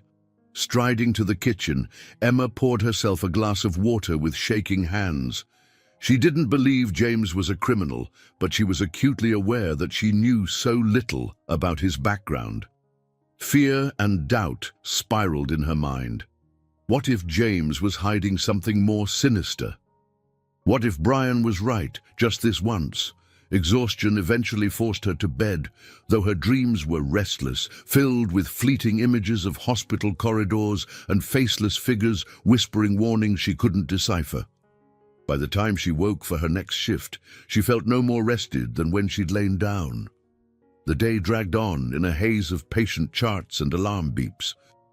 Even Margaret, who was usually quick to pick up on Emma's moods, was too busy managing an understaffed department to spare a comforting word. Emma found herself juggling tasks automatically, her mind distant. At lunchtime, she slipped away to the rooftop garden, a small oasis at the hospital's top floor, intended for staff to decompress. She hoped to find a moment of solitude to calm her frazzled nerves. Yet, as she emerged onto the roof, she caught sight of Brian again. He stood near the ledge, typing furiously on his phone. Clearly, he'd also sought a quiet moment. Emma tried to turn back, but he spotted her before she could retreat. "Emma," he said, pocketing his phone, "we need to talk." She swallowed hard, dread washing over her. "What now?" "Someone told me they saw your boyfriend get into a fancy black car the other day, like high-end, no license plate. Does that not scream suspicious to you?" He advanced a step, his voice low. "You deserve better than some liar who won't come clean." Emma's temper ignited. "Don't pretend you're doing this for me. You've got a history of—" "Yeah, I wasn't perfect," Brian cut in. "But at least I was honest about my problems eventually. This guy's stringing you along." She shook her head, tears pricking her eyes from a potent mix of anger and uncertainty. "Stay out of my life, Brian." "I mean it." Leaving him standing there, she hurried back downstairs, failing to find any respite in the hospital's sanctuary. Her hands trembled as she returned to her station, a cold sense of dread forming in her stomach. She could brush off Brian's meddling, but his words had a way of hitting her deepest insecurities, those old wounds that flared up whenever she was uncertain about someone's intentions. With her shift far from over, Emma had no choice but to shove her feelings down and keep working. But inside her, a storm brewed, building toward a reckoning she could neither outrun nor ignore. Sooner or later, she would need answers from James, real answers, or risk losing her peace of mind entirely. James felt the shift in Emma's demeanor almost the moment she stepped into the small Italian cafe they'd agreed to meet at. Her shoulders were tense, and she kept her arms crossed protectively. Gone was the tentative warmth she usually brought to their encounters. "Hey," he said softly, rising from his seat. He motioned to the steaming cup of coffee he'd ordered for her. "I got you a cappuccino. Hope that's okay." She forced a polite smile and sat down. "Thanks." He studied her face, concern furrowing his brow. "Is everything all right?" Emma fiddled with the coffee cup, drumming her fingers anxiously against the ceramic.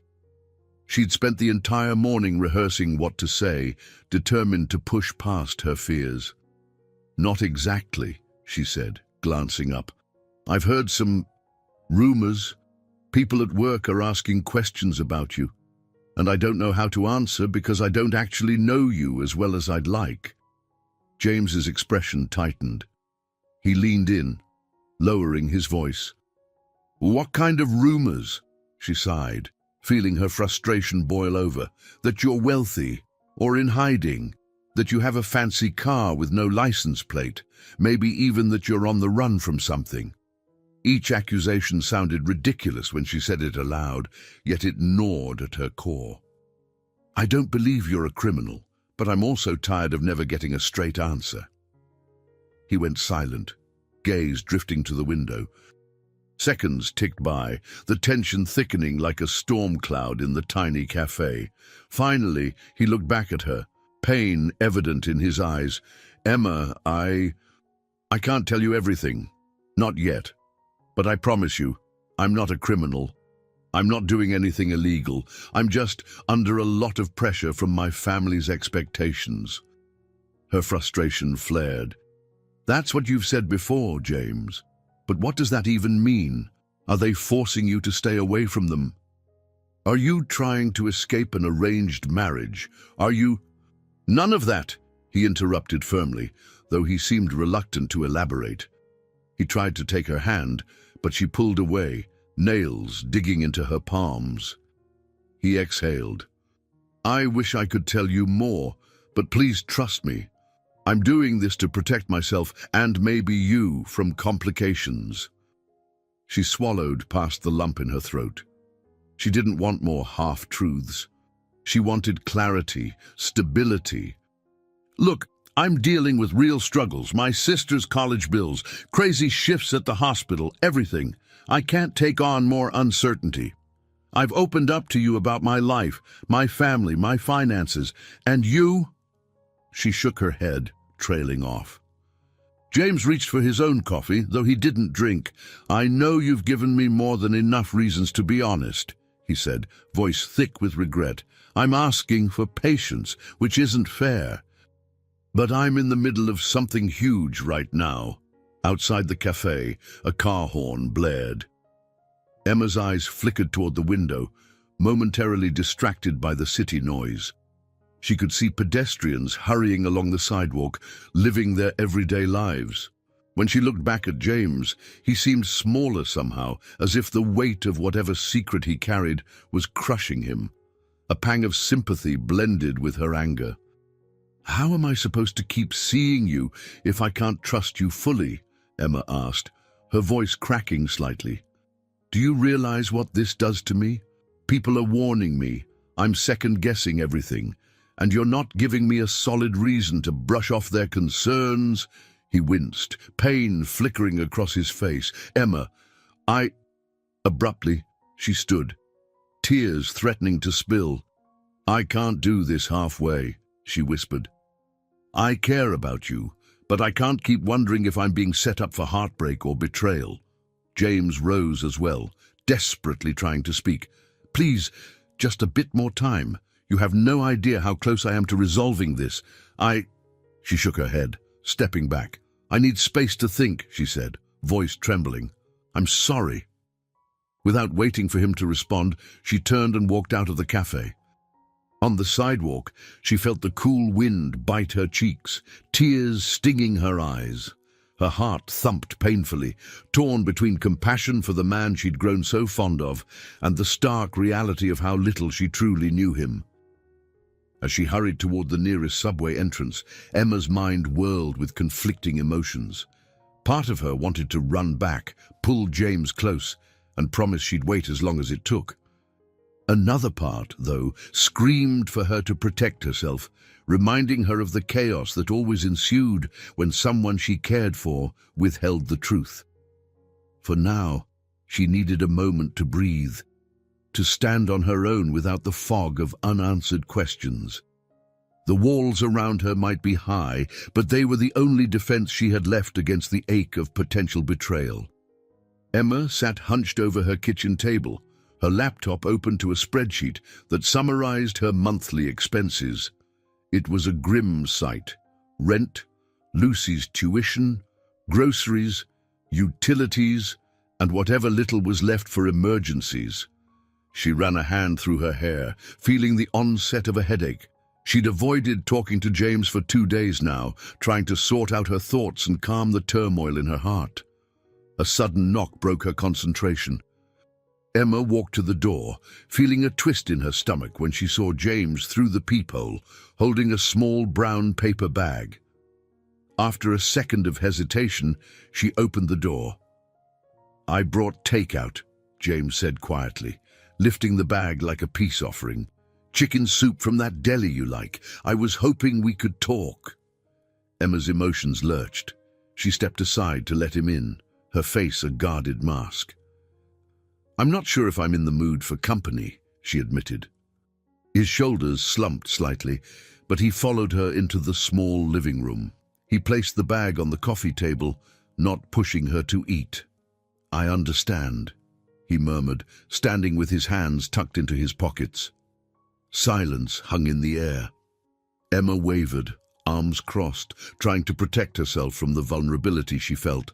Finally, she gestured for him to sit. They both settled onto the couch, leaving enough space between them to reflect their emotional distance. "Emma," he began, "I know I messed up by not telling you everything, but please believe me. My feelings for you are genuine." She swallowed hard, her voice quiet. "I want to believe that, James, but you keep avoiding the truth about your life. How can I trust you when you won't trust me?" He closed his eyes briefly. "It's not about not trusting you. I'm afraid of what will happen once you know my world. It's complicated. My father is ill, and there are business responsibilities I never wanted. I thought if I took a break, just vanished for a while, I could breathe without those expectations crushing me. And then I met you, and everything changed." Emma's heart pounded. This was more detail than he'd offered before. A slight crack in the wall he'd built around himself. "What kind of business?" she asked cautiously. James hesitated, biting his lip as if weighing whether to continue. "Finance. Investments. My family's company is massive. My father, he's got a certain image he wants me to uphold, but I hated living in that shadow, so I left, keeping my identity quiet." He looked at her with anguished eyes. "I never wanted to lie to you. I just wanted to be seen as James, not a dollar sign." Emma breathed unsteadily.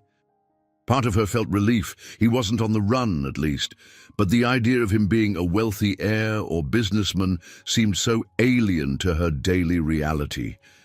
It also stung that he'd placed her in a position where rumors swirled at her workplace. "Why not just tell me sooner? Why keep it a secret until now?" He ran a hand through his hair, frustrated. "Every time I thought about telling you, I got scared. Scared that you'd look at me differently, or that you'd think I was just some spoiled rich guy, slumming it for thrills." His gaze dropped to the floor. And then it got harder and harder to come clean. Emma fell silent, letting his words sink in. A swirl of emotions churned, anger at being lied to, empathy for his struggle, and an odd sense of connection because she understood feeling trapped by circumstances. I can't deny I'm upset you kept this from me," she said at last, "but maybe I do understand why you felt you had to." He dared to move closer, his hand hovering near hers on the couch cushion.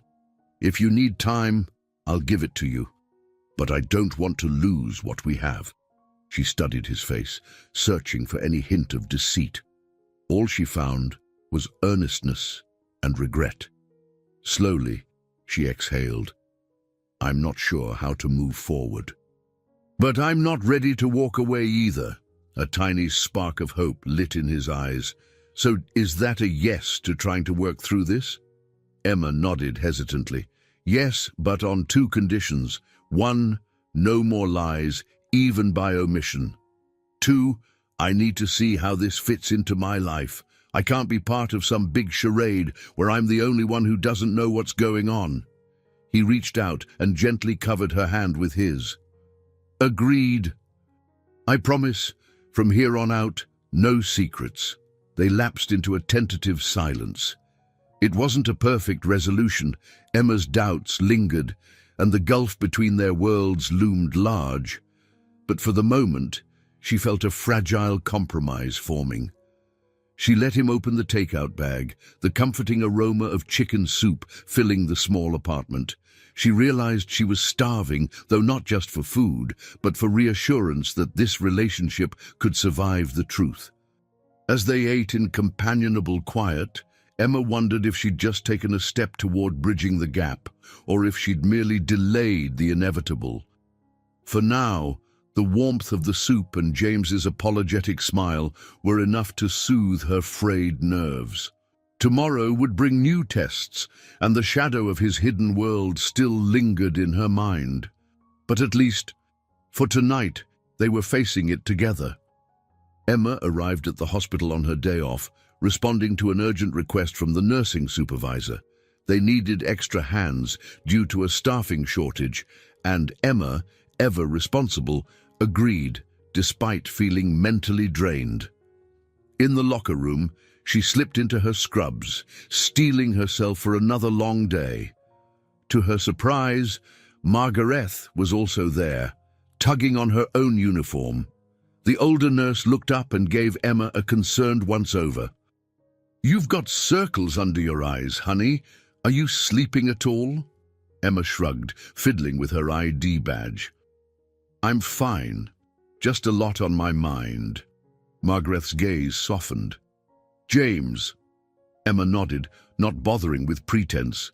"He admitted he's from a wealthy family, that he's here hiding from all the pressure. We sort of reached a truce, but it feels so precarious."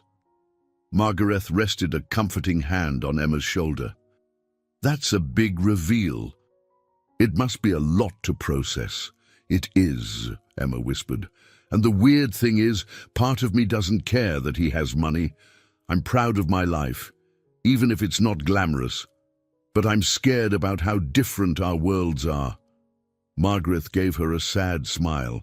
Sometimes love crosses those divides, but it's never easy. You'll have to decide if it's worth the challenge.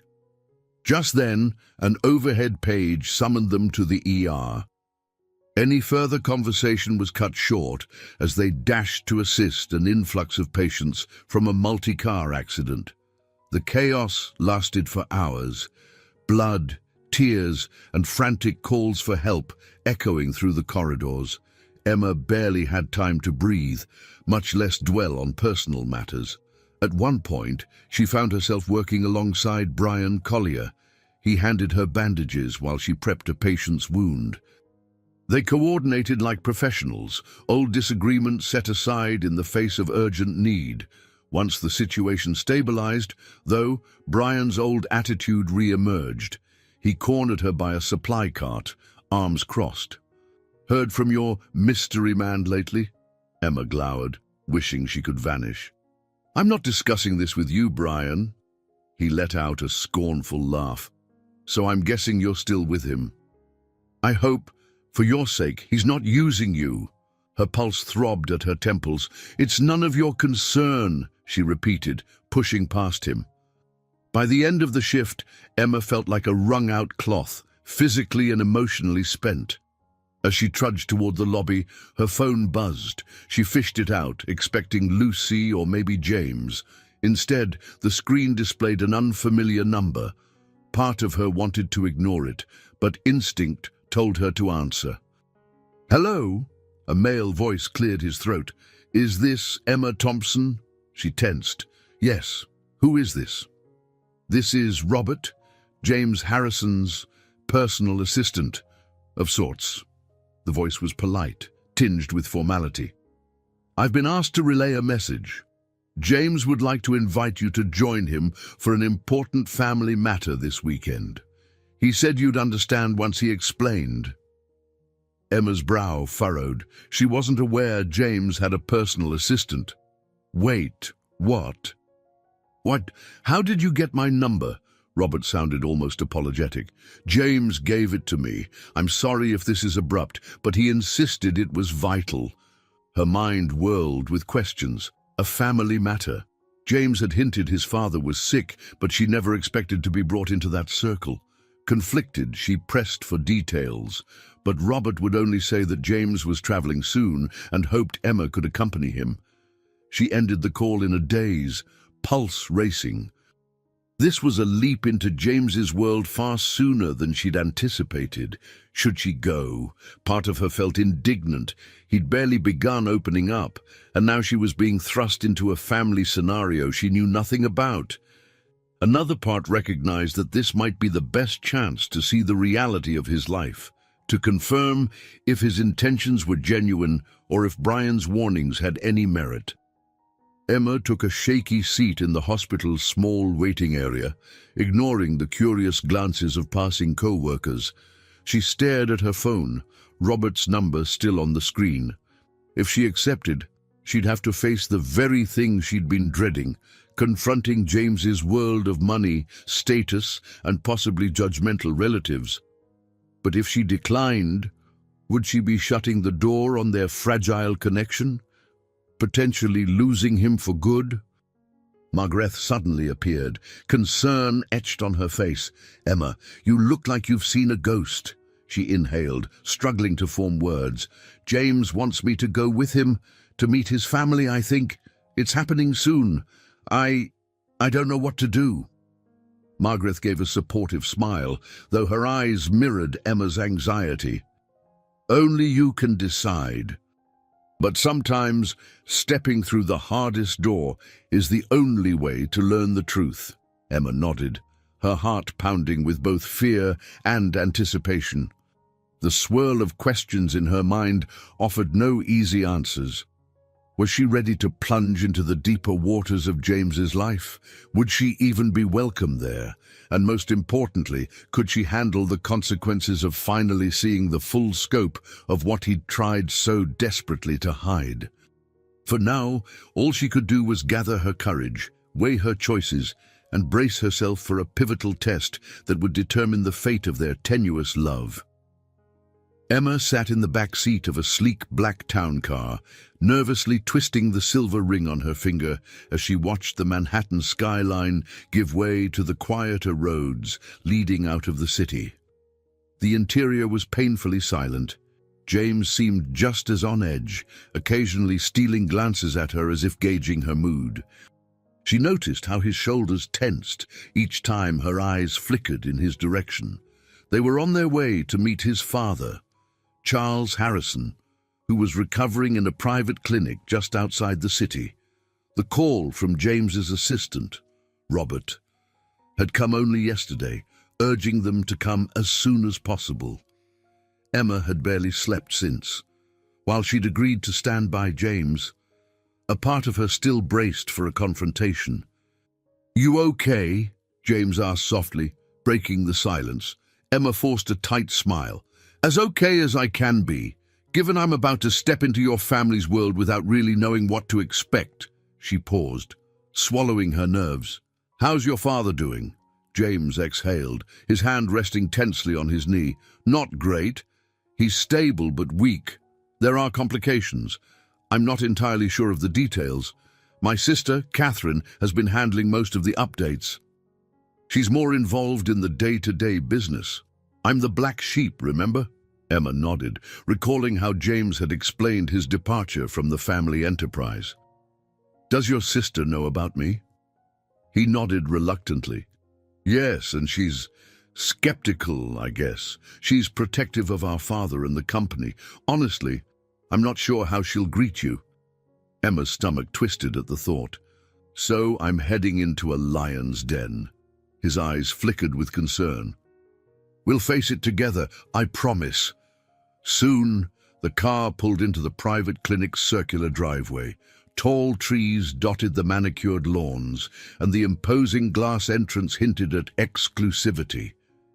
Emma felt a lump form in her throat as the driver opened the door for them. James emerged first, then offered Emma his hand. She took it, her fingers trembling. Inside, the polished marble floors reflected the overhead lights, and the hush of hushed footsteps pervaded the air. At a reception desk, a trim, middle-aged woman with a severe expression greeted them briefly, then guided them down a corridor. Emma noticed the discreet security cameras on the walls and the overall air of wealth and privacy. They arrived at a private room with a plaque reading Charles Harrison. The woman nodded for them to enter, then quietly stepped aside. James squeezed Emma's hand before turning the doorknob. Inside, Charles Harrison lay propped up on a hospital bed, an IV drip attached to his arm. He appeared older than his 65 years, with deep lines etched across his brow and a stern cast to his features. A woman in a tailored suit stood by the window. James's sister, Catherine, Emma assumed, with her short, sleek haircut and a clipboard held at her side. Catherine's gaze flicked over Emma, then moved to James. "You made it," she said in a low voice, not quite warm, not overtly hostile. Charles stirred, opening his eyes with effort. "James," he rasped, "come here." James approached the bed, and Emma hung back, suddenly very aware of how out of place she felt in this room of corporate gravity. Catherine's sharp eyes swept over Emma again. "And you must be Emma," she said, voice clipped but not unkind. "I've heard some things." Emma tried to keep her tone respectful. "Yes, I'm Emma Thompson. Later," Catherine cut in softly, as if the conversation was an afterthought. "Father needs to talk to James first." Emma swallowed and remained near the door, hands clasped. Across the room, James bent over his father, speaking in hushed tones. She couldn't make out every word, but Charles's voice occasionally rose, something about responsibility and the family name. She caught fragments like running away and time you stepped up. An uneasy weight settled in her chest. James had told her bits and pieces about the Harrison empire, finance, investments, expansions overseas. She'd sensed his dread at re-entering this world that had once suffocated him. And here he was, reinserted into that role at his father's bedside, with Catherine looming as a watchful guardian. Eventually, James moved aside, beckoning Emma closer. She approached, heart thudding. Charles looked at her through half-lidded eyes. His stare was intense, measuring. "You're the nurse?" he asked, his voice a gravelly whisper. Emma nodded, resisting the urge to clasp her hands again. "Yes, sir. I'm a registered nurse in the Bronx." His gaze shifted to James. "So she's the one who's been taking care of you?" James gave a faint nod. "In more ways than you realize, Dad?" Charles closed his eyes for a moment, exhaling. "Well, if she's important to you, we'll see. You've already run from your responsibilities once. I won't tolerate it again." The room's tension felt stifling. Catherine stepped forward, placing a hand on her father's shoulder. "He needs rest," she said pointedly. Emma glanced at James, anxiety radiating through her. This was it, the first step into the reality she'd both feared and longed to understand. Even in Charles's weakened state, his authority was palpable. How would she, a nurse from a cramped Bronx apartment, ever fit into a family accustomed to power and wealth? James slid an arm around Emma's waist protectively. "We'll let you rest now," he told his father. "But Emma's here with me." "I want you to understand that." Charles offered no reply, his eyes drifting shut. Catherine merely nodded curtly. Moments later, Emma and James left the room, tension coiled in their chests. Outside, in the corridor's fluorescent light, Emma exhaled shakily. She realized the confrontation had only just begun, and the real test of their bond was still looming on the horizon. After the tense first meeting, James guided Emma through a set of glass doors, leading to a small courtyard for patients and visitors. Tall hedges provided privacy, and a few metal benches were arranged under a trellis of climbing ivy. The scent of newly trimmed grass mingled with the antiseptic smells drifting from inside. Emma sank onto a bench, her posture rigid. She stared at her clasped hands, replaying Charles Harrison's stern gaze in her mind. "He wasn't quite what I expected," she murmured. James sat beside her, close enough for comfort, but with an unspoken tension between them. "He's used to being in charge," he explained, running a hand over his hair. "That's how he built Harrison Industries from a small firm into a global force. He's demanding, always has been. We've never really seen eye to eye." Emma nodded, hesitating before speaking. "He mentioned you running away from responsibilities." "Was he talking about the business?" James gave a mirthless chuckle. "Yes, I was supposed to take the reins eventually, or at least share the load with Catherine. But I hated how everything was about profits and reputation. That's why I decided to see what life was like, outside all that." He paused, exhaling a long breath. "I just didn't expect to find someone like you, who'd make it so hard to stay invisible." She touched his arm gently. "I'd never wanted to force you back here, but if your father's health is at stake, I understand why you have to be involved." He placed a hand over hers. "I should have told you more from the start. I know how overwhelming this must feel." Before Emma could respond, the courtyard door swung open, and Catherine strode in. She wore the same crisp suit, clipboard tucked beneath her arm. Her heels clicked against the stone path as she approached. "James." "Emma?" Catherine greeted, her tone neutral. She looked at Emma more closely this time. "I apologize if Father seemed abrupt. He's frustrated by his health and worried about the future of the company." Emma nodded, uncertain how to respond. "I understand. I hope he recovers soon." Catherine's gaze slid to James, her jaw tightening. We need to discuss the company's board meeting next week. If Father can't attend, we have to finalize who will handle the upcoming expansion contract. The board wants assurance that the Harrison name is still in control. James stiffened, glancing at Emma before answering. You know I'm out of the loop. You've been running things with the board, so it makes sense you'd handle it. Catherine raised an eyebrow. The board wants a Harrison with a direct claim. That's you or me. And since I'm not the official heir, they'll want you to speak, even just to show you're not gone for good. Emma could feel James's internal struggle. So they want me to stand up there and act like everything's fine, even though I left months ago. Catherine, I haven't touched a single file. I don't know the current negotiations. She shrugged, unsympathetic. I'll brief you. It's not about your knowledge. It's about presence. You show up, you stand firm, and the board remains confident that Harrison Industries is stable. That's all they care about. James scowled, running a hand over his face. That's exactly the image-driven nonsense I wanted to escape. Catherine's voice softened slightly. I get it, but Father's condition isn't improving. He might not bounce back this time. Like it or not, the business needs an heir. You can't run forever. A heavy silence fell. Emma observed the tension between the siblings. James's reluctance set against Catherine's resolute practicality. It struck her that behind Catherine's cool exterior was a hint of desperation. Perhaps fear that she'd lose her father and see the company unravel without James's public endorsement. Finally, Catherine's gaze flicked to Emma. Listen, I know this is awkward for you. I'm not trying to be rude, but I have to ask, are you ready for what comes next if James stays involved? The scrutiny, the constant demands.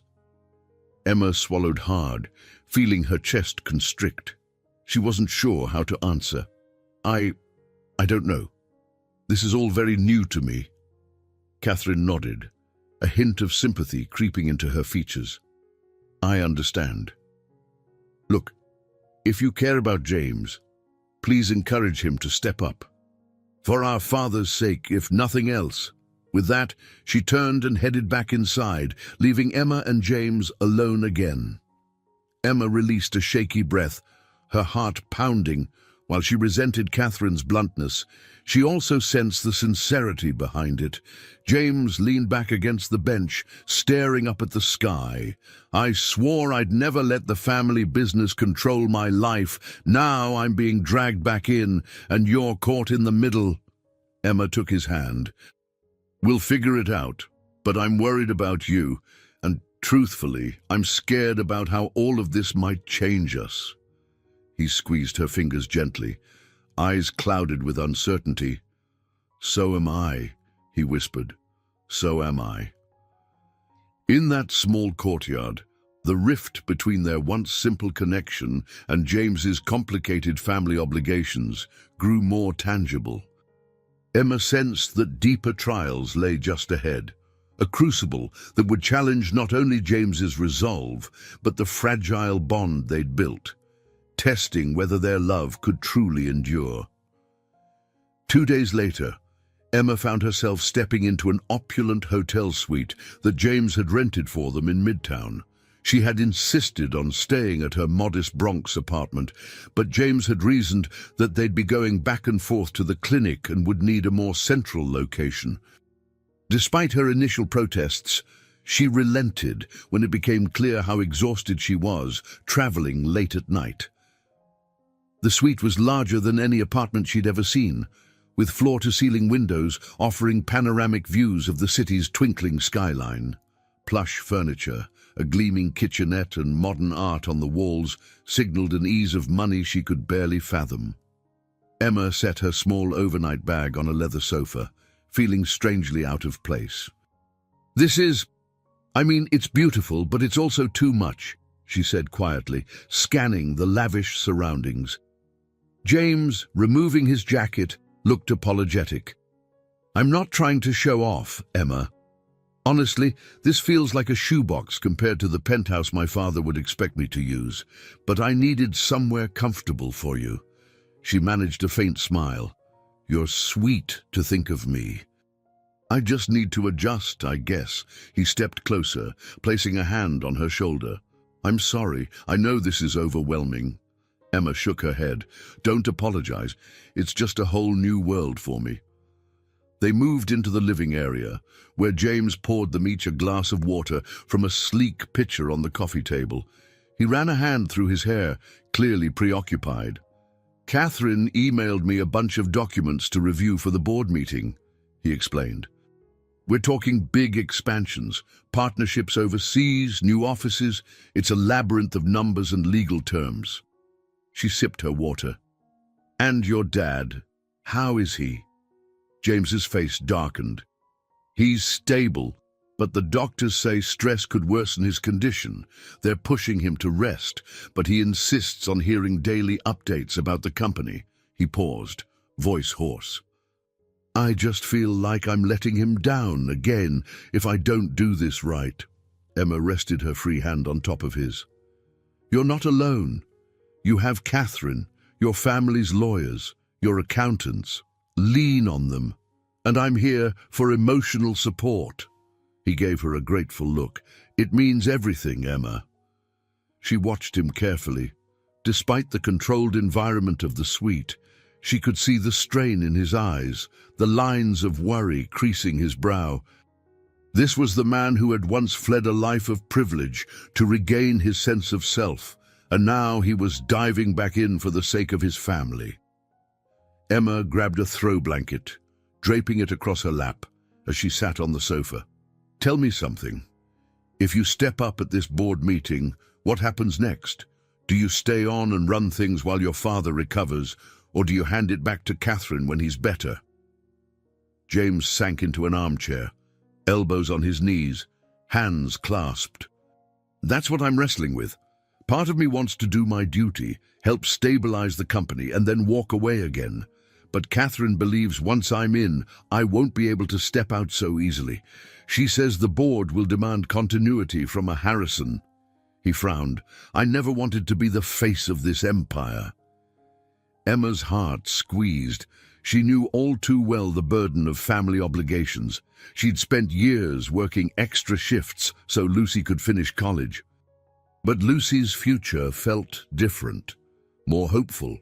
In James's case, the family business seemed like a cage he'd tried to escape, only to be pulled back in by guilt and circumstance. Maybe you can reshape it, she offered tentatively. If you're forced into this role, do it your way. Use your influence to do some good, projects that help communities, ethical investments, something that aligns with who you are. He leaned back, exhaling sharply. It's a nice idea, but the board's all about profits. They'd fight me at every turn. Emma shrugged, feeling a surge of quiet resolve. Then fight back. You told me once you admired how I stand by my principles at the hospital, even when resources are scarce. This is your chance to stand by yours. His eyes locked on hers, a flicker of admiration there. I forget how strong you can be, he murmured. She smiled gently. You have a strength in you too, James. I've seen it. Even if you ran from this life, you did it because you believed in something else. Authenticity, kindness, honesty. Maybe that's exactly what the company needs. They sat in silence for a moment, absorbing each other's words. The distant hum of city traffic seemed to underscore the enormity of the situation. Emma felt a shift, a turning point in their relationship. She was no longer just comforting James about secret identities and social differences. Now, she was urging him to find a path that married his family obligations with his personal convictions. Let's take this one step at a time, she finally said, reaching for his hand. First, the board meeting. Then we'll figure out the rest. He lifted her hand to his lips and pressed a soft kiss against her knuckles. One step at a time, he echoed, a faint smile forming. I can do that. Emma nodded, her heart fluttering with a blend of anxiety and hope. She knew the stakes were high, and the pressures on James would only intensify. Yet in that moment, beneath the glow of the city lights and the hush of the lavish suite, they found a tentative strength in each other, one that might, with courage, see them through the battles ahead. The next few days felt like a whirlwind of business briefings, hospital visits, and quiet late-night reflections. While James struggled to digest Catherine's flurry of company documents, Emma made regular trips to check on Charles's condition. The old man seemed to be improving slowly, though his mood was as austere as ever. One afternoon, Emma entered Charles's hospital room alone. He glanced at her from his bed, eyes keen with curiosity. Catherine was absent, and James had stayed behind at the hotel, poring over financial charts. Emma set down a small bouquet of fresh daisies on a nearby table. She knew the flowers were inexpensive, but their simplicity reminded her of her first encounter with James. Charles eyed the daisies, then shifted his gaze to Emma.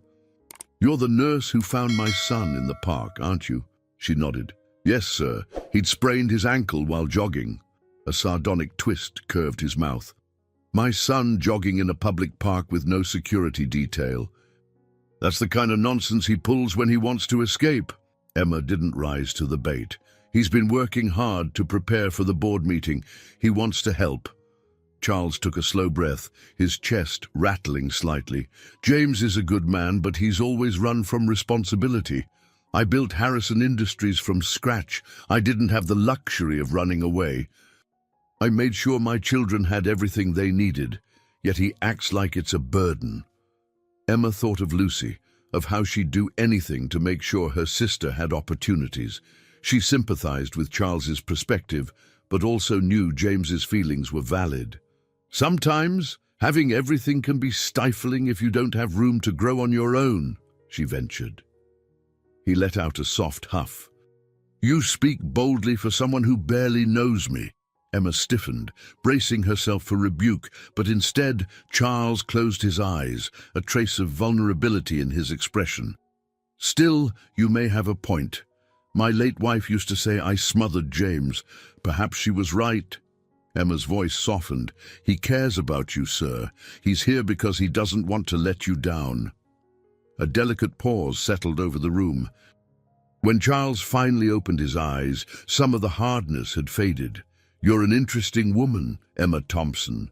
My son speaks highly of you, says you've taught him there's more to life than money."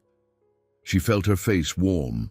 "He taught me plenty, too, about kindness, about taking a chance on people even when it's scary." Charles nodded, as though accepting her words. "I just hope he's ready for what's to come." Emma wanted to say she hoped so, too, but she kept quiet, offering him a gentle smile instead. As she left the room, a flicker of hope pulsed in her chest. Maybe Charles was starting to see Emma as an ally rather than an interloper. Back at the hotel suite, she found James seated at the marble-top dining table, papers strewn about. He looked up, dark circles under his eyes. "How was my father?" Emma set her purse down. "He was less intimidating today, actually. We talked a bit. He told me I barely know him, but I think he's realizing there's more to you than just a runaway heir." James sighed, raking a hand through his hair. "I'm glad. I hate fighting him at every turn." He gestured at the documents. "Catherine's making me memorize these project details for the board meeting. I feel like I'm cramming for finals." She placed a comforting hand on his shoulder. "You can do it. And if you freeze up, just remember how you found the courage to step away when it felt wrong. You're stronger than you think." He reached up, lacing his fingers with hers. "You've become my anchor in all this." They spent the evening reviewing key points Catherine had emailed. Emma tested James with possible questions the board might ask, more than once. Emma saw a spark in his eyes. He cared, despite his reservations, about doing this responsibly. She admired how quick he was to learn, how he balanced caution with genuine concern. At one point, James leaned back, scanning a page on philanthropic projects. "See this? It's a proposal to fund community outreach programs, similar to that center we volunteered at. If I can push for more initiatives like this, maybe I can make a real difference." Emma's heart lifted. "That's exactly what you should emphasize. Show them the company can be profitable and serve the community too." He nodded. "Thank you, Emma, for everything." They continued into the night, forging a sense of purpose that extended beyond mere duty. For Emma, it was a revelation. She was no longer just witnessing James's struggle. She was participating in shaping its outcome.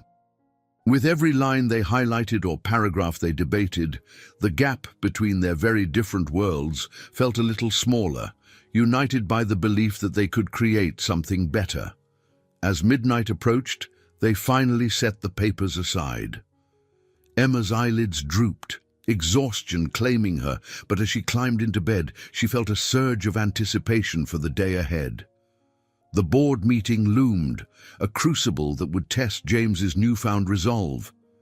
And Emma resolved to stand by him, come what may.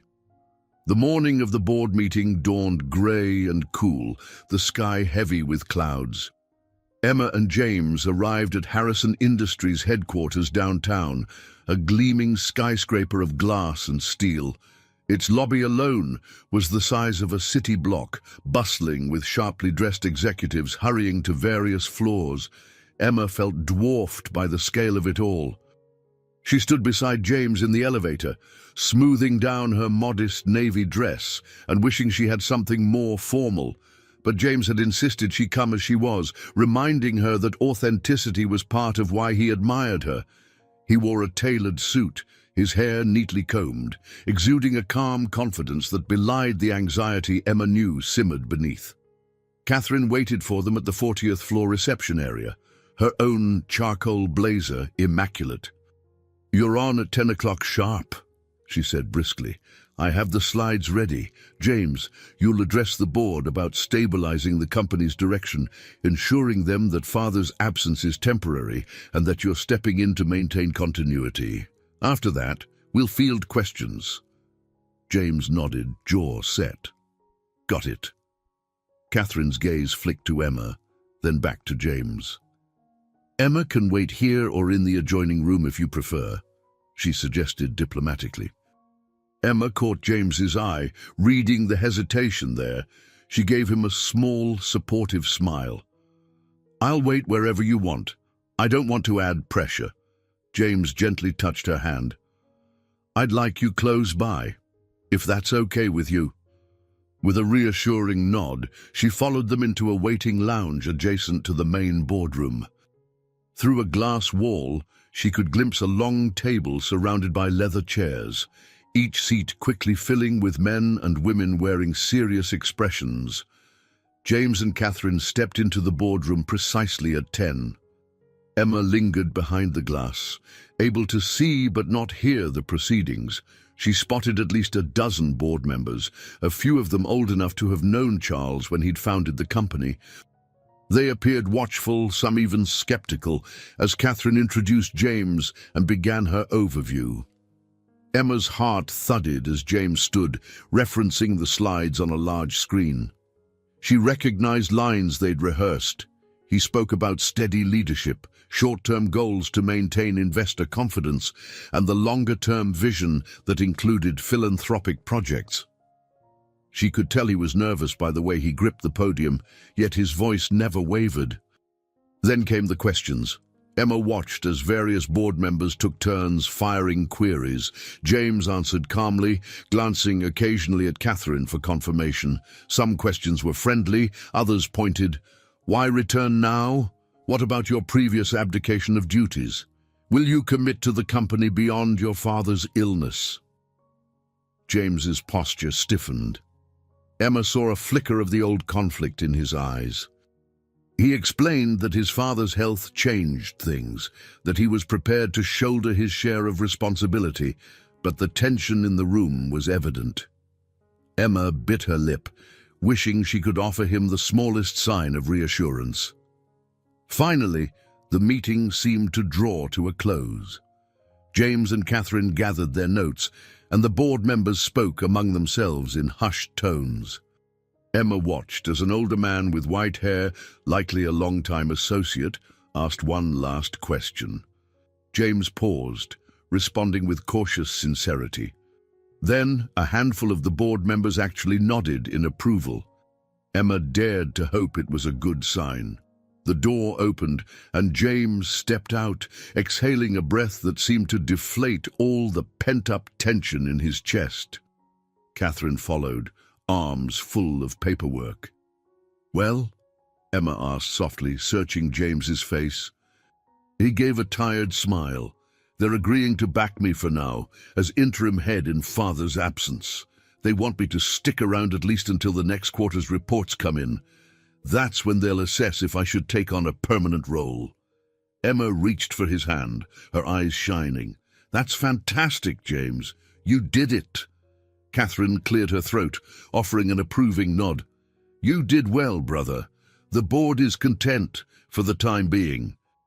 Just be prepared. They'll be watching your every move." She glanced at Emma. "And they'll likely scrutinize every aspect of your personal life, too." Emma's pulse skipped. I understand." Catherine adjusted the papers in her arms. "I'm heading to the hospital to give Father a full report. You should come by later." Without further pleasantries, she strode away, heels clicking on the polished floor. Left alone with Emma, James leaned against the wall, eyes half closed in relief. "Thank you for being here," he said, voice hushed. "I could see you through the glass. It helped, knowing you had my back." She squeezed his hand. "You were amazing. I'm proud of you." A swirl of emotions filled Emma's chest. Pride, relief, a lingering anxiety for what would come next.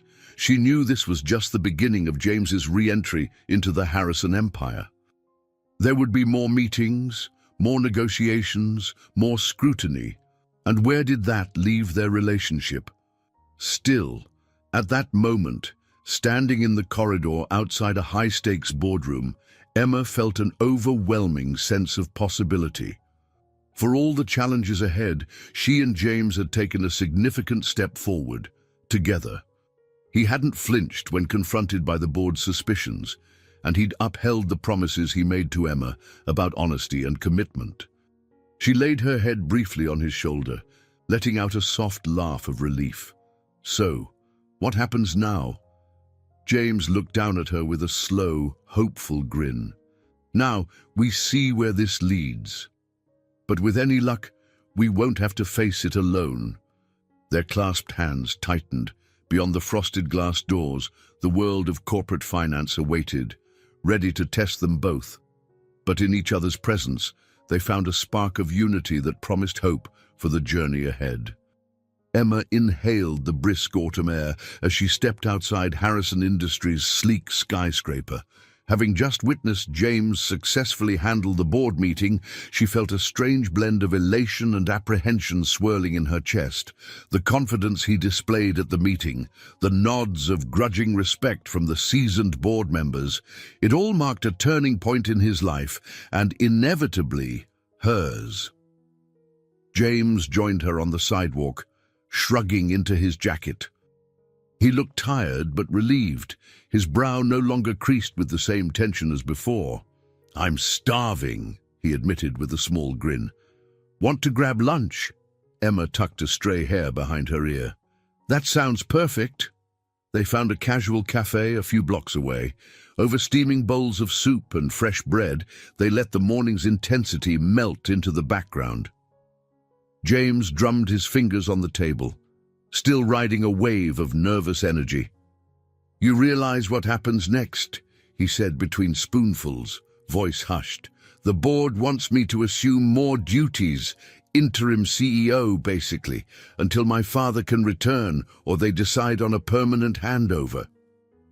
Emma set down her spoon, her eyes reflecting concern. "Are you ready for that?" He hesitated. "I'm not sure, but I'll do my best. I won't lie, though. This changes everything. I might have to travel more, attend endless meetings." His gaze found hers. "And that means we'll need to figure out how to keep us solid through it." A pang of anxiety shot through Emma. She remembered the calm routine of her life in the Bronx, overshadowed by financial stress but still familiar. Now she faced a future where her relationship would be scrutinized, where she'd be dating a man at the helm of a major corporation. How did I get here, she wondered. But she refused to waver. "We'll figure it out together," she said, squeezing his hand. "Just promise me you won't shut me out if things get rough." He nodded solemnly. "I promise." They spent the weekend shuttling between the hotel suite and the hospital, updating Charles on the board's decision.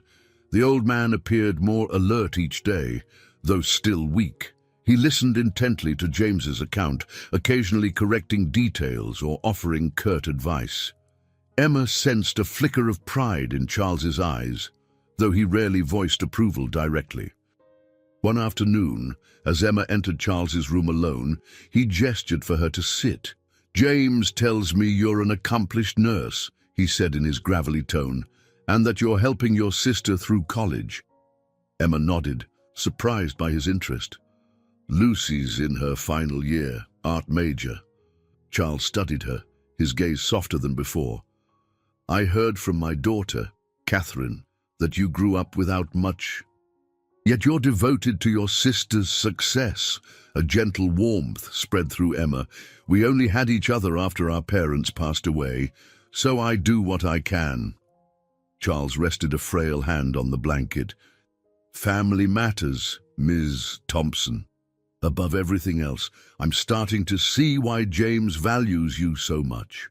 His tone was neither patronizing nor distant. There was a hint of grudging respect. Before Emma could respond, a nurse stepped in to check Charles's vitals. Emma excused herself, a small smile tugging at her lips. Charles Harrison, for all his intimidating edges, was letting her see that beneath the bluster lay genuine care. Back at the hotel that evening, she relayed the moment to James. He exhaled in relief. "I'm glad he's opening up to you. He's never been easy to please." Emma pressed her palms to his cheeks affectionately. "He loves you, James. He's just complicated." James pulled her into a gentle embrace.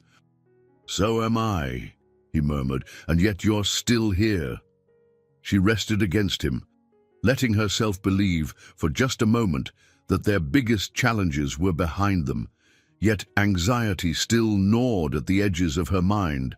What if the pressure of running Harrison Industries drew James back into a life of relentless expectations?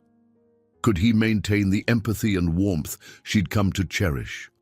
The days passed in a blur of shifting hospital updates, corporate memos, and quiet meals shared in the hotel suite. Emma maintained her job at St. Margaret's, arranging her shifts so she could still visit Lucy on occasion. She was barely treading water financially, but she refused to accept James's offers of direct help, anxious that it might reshape their relationship into something transactional. He respected her wishes, though she saw the concern in his eyes each time she mentioned scraping by. Amid all this, the bond between them deepened. They found solace in each other's company, James reminding her to rest after grueling hospital hours, Emma ensuring he ate properly when he got lost in business calls. Their world was in flux, but for the first time, Emma sensed a quiet strength in their connection. Still, a new vulnerability shadowed their steps. Emma caught glimpses of how large the Harrison name loomed, paparazzi occasionally lurking outside the building, investors demanding phone calls with James at odd hours. She knew the real test of their relationship was only beginning. How they would navigate these demands, she couldn't say, but she clung to the promise they'd made to share their burdens honestly. Late one night, she found herself gazing out the window at the shimmering skyline, James dozing on the couch behind her. The city's lights seemed endless, each one representing a story, some triumphant, some tragic. She didn't know which direction their story would ultimately take, but she felt in her core that they had crossed a threshold. No longer just strangers with hidden secrets, they were partners facing a rapidly changing future. The following week, Emma decided she needed a breath of normalcy. She insisted on returning to her small Bronx apartment instead of staying at the Midtown suite. James wanted to come along, but he had a meeting scheduled with Catherine and some key investors. "Are you sure you'll be all right heading back alone?" he asked, concern evident as he walked her to the elevator. Emma smiled. "I've been living there for years. I can handle a subway ride." She touched his cheek gently. "And I need to check on some bills, see if there's any mail from Lucy's school, normal life stuff." He nodded, pressing a quick kiss to her forehead. "I get it. I'll stop by later if I can." A few hours later, Emma unlocked her apartment door and stepped inside the cramped but familiar space. The air felt different, almost stale, after the upscale hotel. She shrugged off her coat, glancing around at the mismatched furniture, the faded rug, the fridge with half a loaf of bread and some leftover soup. Yet a wave of comfort washed over her. Home. She shuffled through the mail on her small kitchen table. Bills, advertisements, another letter from Lucy's college. Emma broke the seal on that envelope with a flutter of nerves. It was an updated tuition statement, confirming Lucy still owed a hefty sum for her final semester. Emma let out a slow breath. "We'll figure it out," she told herself. "We always do." Just then, a knock sounded at the door. She frowned, setting the letter aside. Maybe James had finished early and decided to surprise her. But when she peered through the peephole, she saw Brian Collier, her ex, standing in the hallway. Emma considered pretending she wasn't home, but Brian knocked again, more firmly. With a sigh, she opened the door a crack. "Brian, what do you want?" He looked haggard, dark circles under his eyes. "I just need a minute, then I'll go." She pressed her lips together, pondering. Finally, she relented. "Fine," she muttered, stepping aside. "Make it quick." Brian entered, glancing around at the apartment. He took in the stack of mail, the sparse decor. "So you're back," he said, stating the obvious. Then he turned to face her. "Look, I know we haven't exactly been on good terms, but I heard some rumors at work. People say you've been in and out of high-end hotels, that your boyfriend is apparently the new Harrison Industries figurehead." Emma stiffened, arms crossing. "Yes, he's stepping in for his father. And no, it's none of your business." Brian winced as though her words stung. "I'm worried about you, Emma, that's all. You've seen how rich guys can treat people, right?" "I've read tabloids about that family. I don't need you reading me headlines," she snapped, narrowing her eyes. "James isn't some shallow playboy. He's dealing with a sick father and a company in crisis." Brian held up his hands. All right, I just..." He took a breath. "I came to say I'm sorry, for meddling and for the way I treated you when we were together." She blinked, not expecting an apology. "Why now?" He looked at his shoes, shoulders sagging. "I messed up with you, and I see you moving on, maybe to bigger things. I guess it finally clicked that I was the one who wrecked what we had. And I've been taking my frustration out on you, especially because I couldn't stand seeing you happy with someone else." Her anger eased slightly, replaced by cautious understanding. "Brian, we've been over for a long time. I'm not sure what you expect from me now." He shrugged, glancing around the small apartment. "I'm not expecting anything. I just wanted to clear my conscience and to say if this Harrison guy makes you happy, then fine. I just hope he doesn't leave you in the dust." Emma studied his defeated expression. She could sense his genuine remorse and a trace of lingering jealousy. "I appreciate you saying that," she murmured, "but I can take care of myself." A wry smile tugged at Brian's lips. "I know. You always could." He nodded at the door. "I'll get out of your way. Good luck with everything, Emma." She let out a breath, stepping aside so he could leave. The door clicked shut, and Emma sank onto the couch, her head swimming. Brian's appearance left her unsettled, but oddly lighter too, as though a chapter had finally closed. He'd apologized, truly apologized, and that was something she never expected to hear. With that weight lifted, Emma's thoughts drifted to James. She realized how deeply she trusted him, despite the vast differences in their backgrounds. A sense of gratitude welled up. He's fighting for me, for us, even when it's not easy. Still, the letter from Lucy's college loomed on the table, a stark reminder of the real-world burdens that hadn't vanished. Emma grabbed her phone, contemplating if she should share her concerns with James. But no, she decided to handle it herself, at least for now. She didn't want to jeopardize her sense of independence or risk making him feel obligated. Sighing, she rose and switched on a lamp, illuminating the snug living room. Everything here was familiar, yet it felt transformed. Her once lonely sanctuary, now a place where she could welcome James, share her doubts and hopes. For the first time in years, Emma didn't feel trapped by her responsibilities.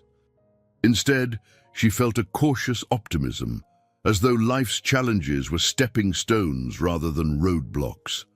That weekend, Emma returned to the community center for another volunteer session. This time, she organized a short health workshop focusing on basic CPR and accident prevention. Despite the swirl of new responsibilities in her personal life, she hadn't forgotten the kids who needed guidance. She arrived early to set up, feeling a familiar rush of calm as she prepared plastic dummies for CPR practice. Miss Ramirez, the coordinator, beamed when she saw Emma. "We've missed you," she said, handing Emma a roll of tape for marking practice areas on the gym floor. Emma smiled, kneeling to tape a makeshift boundary line. "I've missed you too. Life's been hectic lately, but I'm glad to be back." Soon, a cluster of children gathered around Emma, wide-eyed and giggling as they attempted chest compressions on the dummies. The room buzzed with energy, and Emma patiently corrected their technique, praising each effort. She recognized a few faces from her first session, like Tony, the aspiring doctor, who now boasted he wanted to be a famous surgeon. Halfway through the workshop, Emma sensed a presence behind her. She turned to see James leaning against the doorframe, wearing an easy grin. "Surprise," he said softly, slipping his hands into his pockets. Her heart lifted. She hadn't expected him. He'd mentioned a day full of business calls. "What are you doing here?" he shrugged. "I rearranged my schedule and decided to drop by. Wanted to see you in action." A wave of affection coursed through her. She motioned for him to join. The kids greeted him with the same curiosity and enthusiasm, remembering him from before. Tony even asked if James was a doctor, drawing laughter from them all. Ms. Ramirez approached, beaming as she shook James's hand. "We're always grateful for the help and your recent donation," she added quietly. "We're planning to fix up the basketball court next month, thanks to you." Emma shot James a questioning glance. He'd never mentioned another donation. He simply gave a modest shrug, face reddening slightly. "It was the least I could do," he said, meeting Emma's gaze. The rest of the session flew by. Emma demonstrated the basics of CPR, James offering cheerful encouragement to the kids. A few parents trickled in at the end, thanking Emma for her time and praising the community center's programs. Emma felt an intense sense of fulfillment. These moments, giving back to people who truly needed support, anchored her amidst the chaos of her changing life. Once the last child left, Emma and James helped Missy Ramirez tidy the supplies. James surprised Emma again by sweeping the gym floor, refusing to let her do it alone. They worked in companionable silence, exchanging smiles. Even Ms. Ramirez, who was known to be a bit strict, softened at the sight. After Ms. Ramirez locked up, Emma and James stepped outside into the late afternoon sunshine. The day was mild, the sky a clear blue canvas. James turned to Emma, eyes bright with admiration. "You're amazing. You know that," he said, pushing his hair back. "These kids look up to you so much," she blushed. "I just show them a few safety tricks and first aid tips. They're the ones with the big dreams." He reached for her hand, lacing his fingers through hers. "It's more than that. You're giving them a safe space, a chance to feel important. I see how they light up when you teach them something new." Emma's chest warmed. "Thank you." She paused, glancing around the quiet street. "You didn't have to donate more money here, James, but it means a lot. Ms. Ramirez and the kids will put it to good use." He shrugged, a hint of self-consciousness coloring his cheeks. "I figured if I'm going to be in charge of Harrison Industries, even temporarily, I want to support projects that matter." Then, more quietly, he added, "I got the idea from you." Emotions swelled in Emma's throat. She thought of how just a few months ago, James had been a stranger with a limp, hiding from the world. Now he was stepping into a role of leadership, trying to wield his influence for good. And she felt a mirrored transformation in herself. No longer simply the weary nurse scraping by. She had found a partner who valued her empathy and dedication.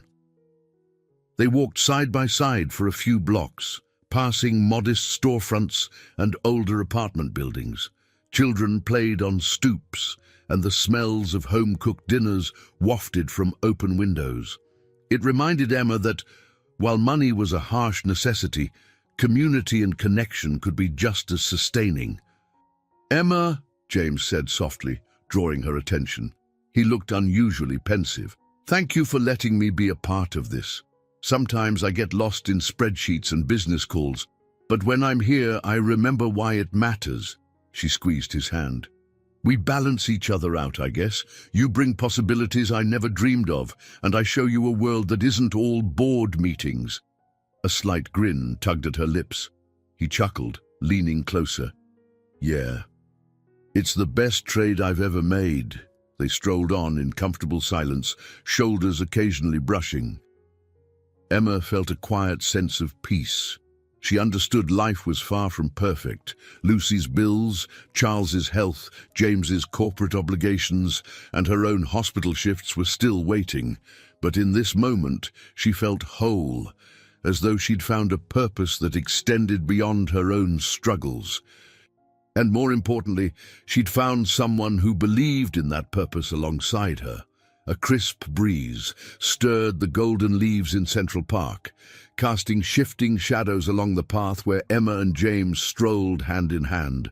They'd come full circle, returning to the same park where they first met, where Emma had hastily bandaged James's sprained ankle, both of them clueless about the journey ahead. Now, the air hummed with a sense of closure, or perhaps a new beginning. They paused near a bench overlooking the lake, the sun dipping low behind the skyline. James exhaled contentedly, turning to face Emma. "Hard to believe it's only been a few months. Feels like a lifetime." Emma smiled, nodding. "I know what you mean. Everything's changed so quickly." He gazed at her with an intensity that made her heart skip.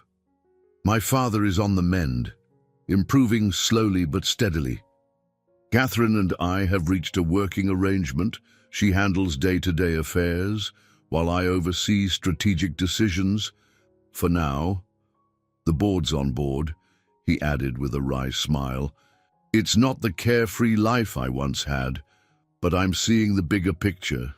Emma squeezed his hand. "I'm proud of you, stepping up even when you didn't want to. That takes real courage." James returned the gentle pressure. "I couldn't have done it without you, Emma. You showed me what life is like outside boardrooms and profit margins. You reminded me that it's okay to blend compassion with ambition. Her eyes misted at his words, recalling her own transformation.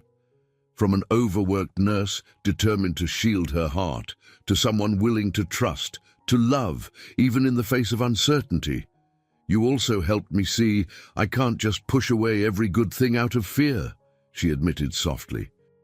I still have bills, Lucy's college, hospital stress, but now I have someone who wants to share my burdens. That's a first. He ran his thumb gently over her knuckles. Speaking of burdens, I've been thinking about Lucy's tuition. He hesitated, noting her immediate tension. Wait, hear me out. I know you don't want a handout. But if there's a way Harrison Industries can sponsor a scholarship at her college, something official that other students can benefit from too, would you consider it? Emma's breath caught. She understood he was trying to be thoughtful, to help without undermining her independence. She blinked back tears of gratitude. I'd consider it if it's truly a program for multiple students, not just Lucy. He smiled, relief visible. That's exactly what I had in mind. They lapsed into a comfortable silence, the gentle lapping of the lake a soothing backdrop. Emma's phone buzzed, interrupting the moment. She checked the screen, expecting another shift notice from the hospital or a message from Lucy. Instead, it was Margaret, her mentor at St. Margaret's, texting to say she hoped Emma was taking some well-deserved rest. Emma typed back a quick thank you, promising to catch up soon. As she slipped the phone into her pocket, James looked at her with a mixture of resolve and tenderness. You've never asked me for anything, Emma, except honesty. Even when my identity came out, you stuck by me. I want you to know I don't take that lightly. Emma swallowed, her heart hammering with emotion.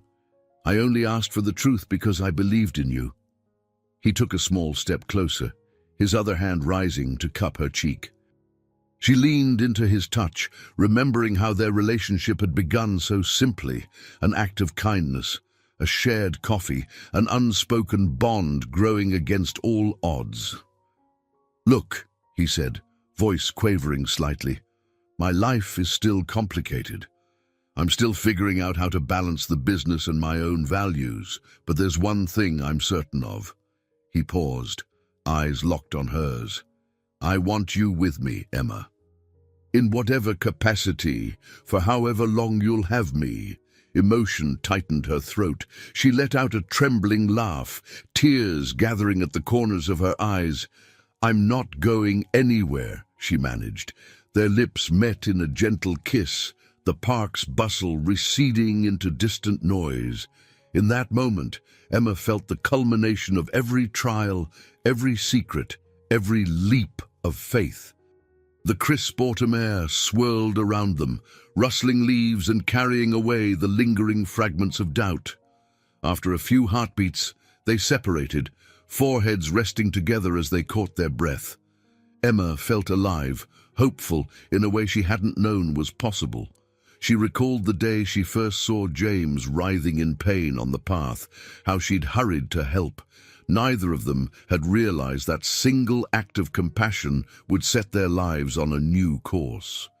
Eventually, they sat on the bench, fingers intertwined, watching the sun slide lower. James spoke softly of future plans, philanthropic expansions at Harrison Industries, perhaps traveling together if time allowed. Emma, in turn, described how she might reduce her double shifts once Lucy graduated, devoting more energy to community outreach and self-care. They laughed, admitting how daunting it was to dream so freely. As the final rays of sunlight glinted off the water, Emma felt tears of quiet joy slipping down her cheeks. She didn't bother wiping them away. James noticed, gently brushing a thumb across her skin. He, too, looked close to tears, tears of relief, of love, of finally having a place to belong. In that serenely charged instant, Emma saw the life she wanted, a future where her humble roots and James's privileged background could coexist in harmony, each bringing strength and empathy to the other. It wouldn't be perfect, but it would be real. Grounded in truths unearthed through trial and compassion, the park's lamps flickered on, and they rose hand in hand, drawn forward by the promise of a life shared. With every step, Emma felt a sense of completion. She had found not just a partner, but also a deeper faith in her own worth. Together, they walked away from the bench, prepared to face whatever challenges lay ahead, hearts brimming with the profound certainty that they had, at last, chosen each other without reservation. I hope you enjoyed today's story. Subscribe to the channel so you don't miss more stories like this. Leave a like and comment below what you thought of the story. See you in the next video.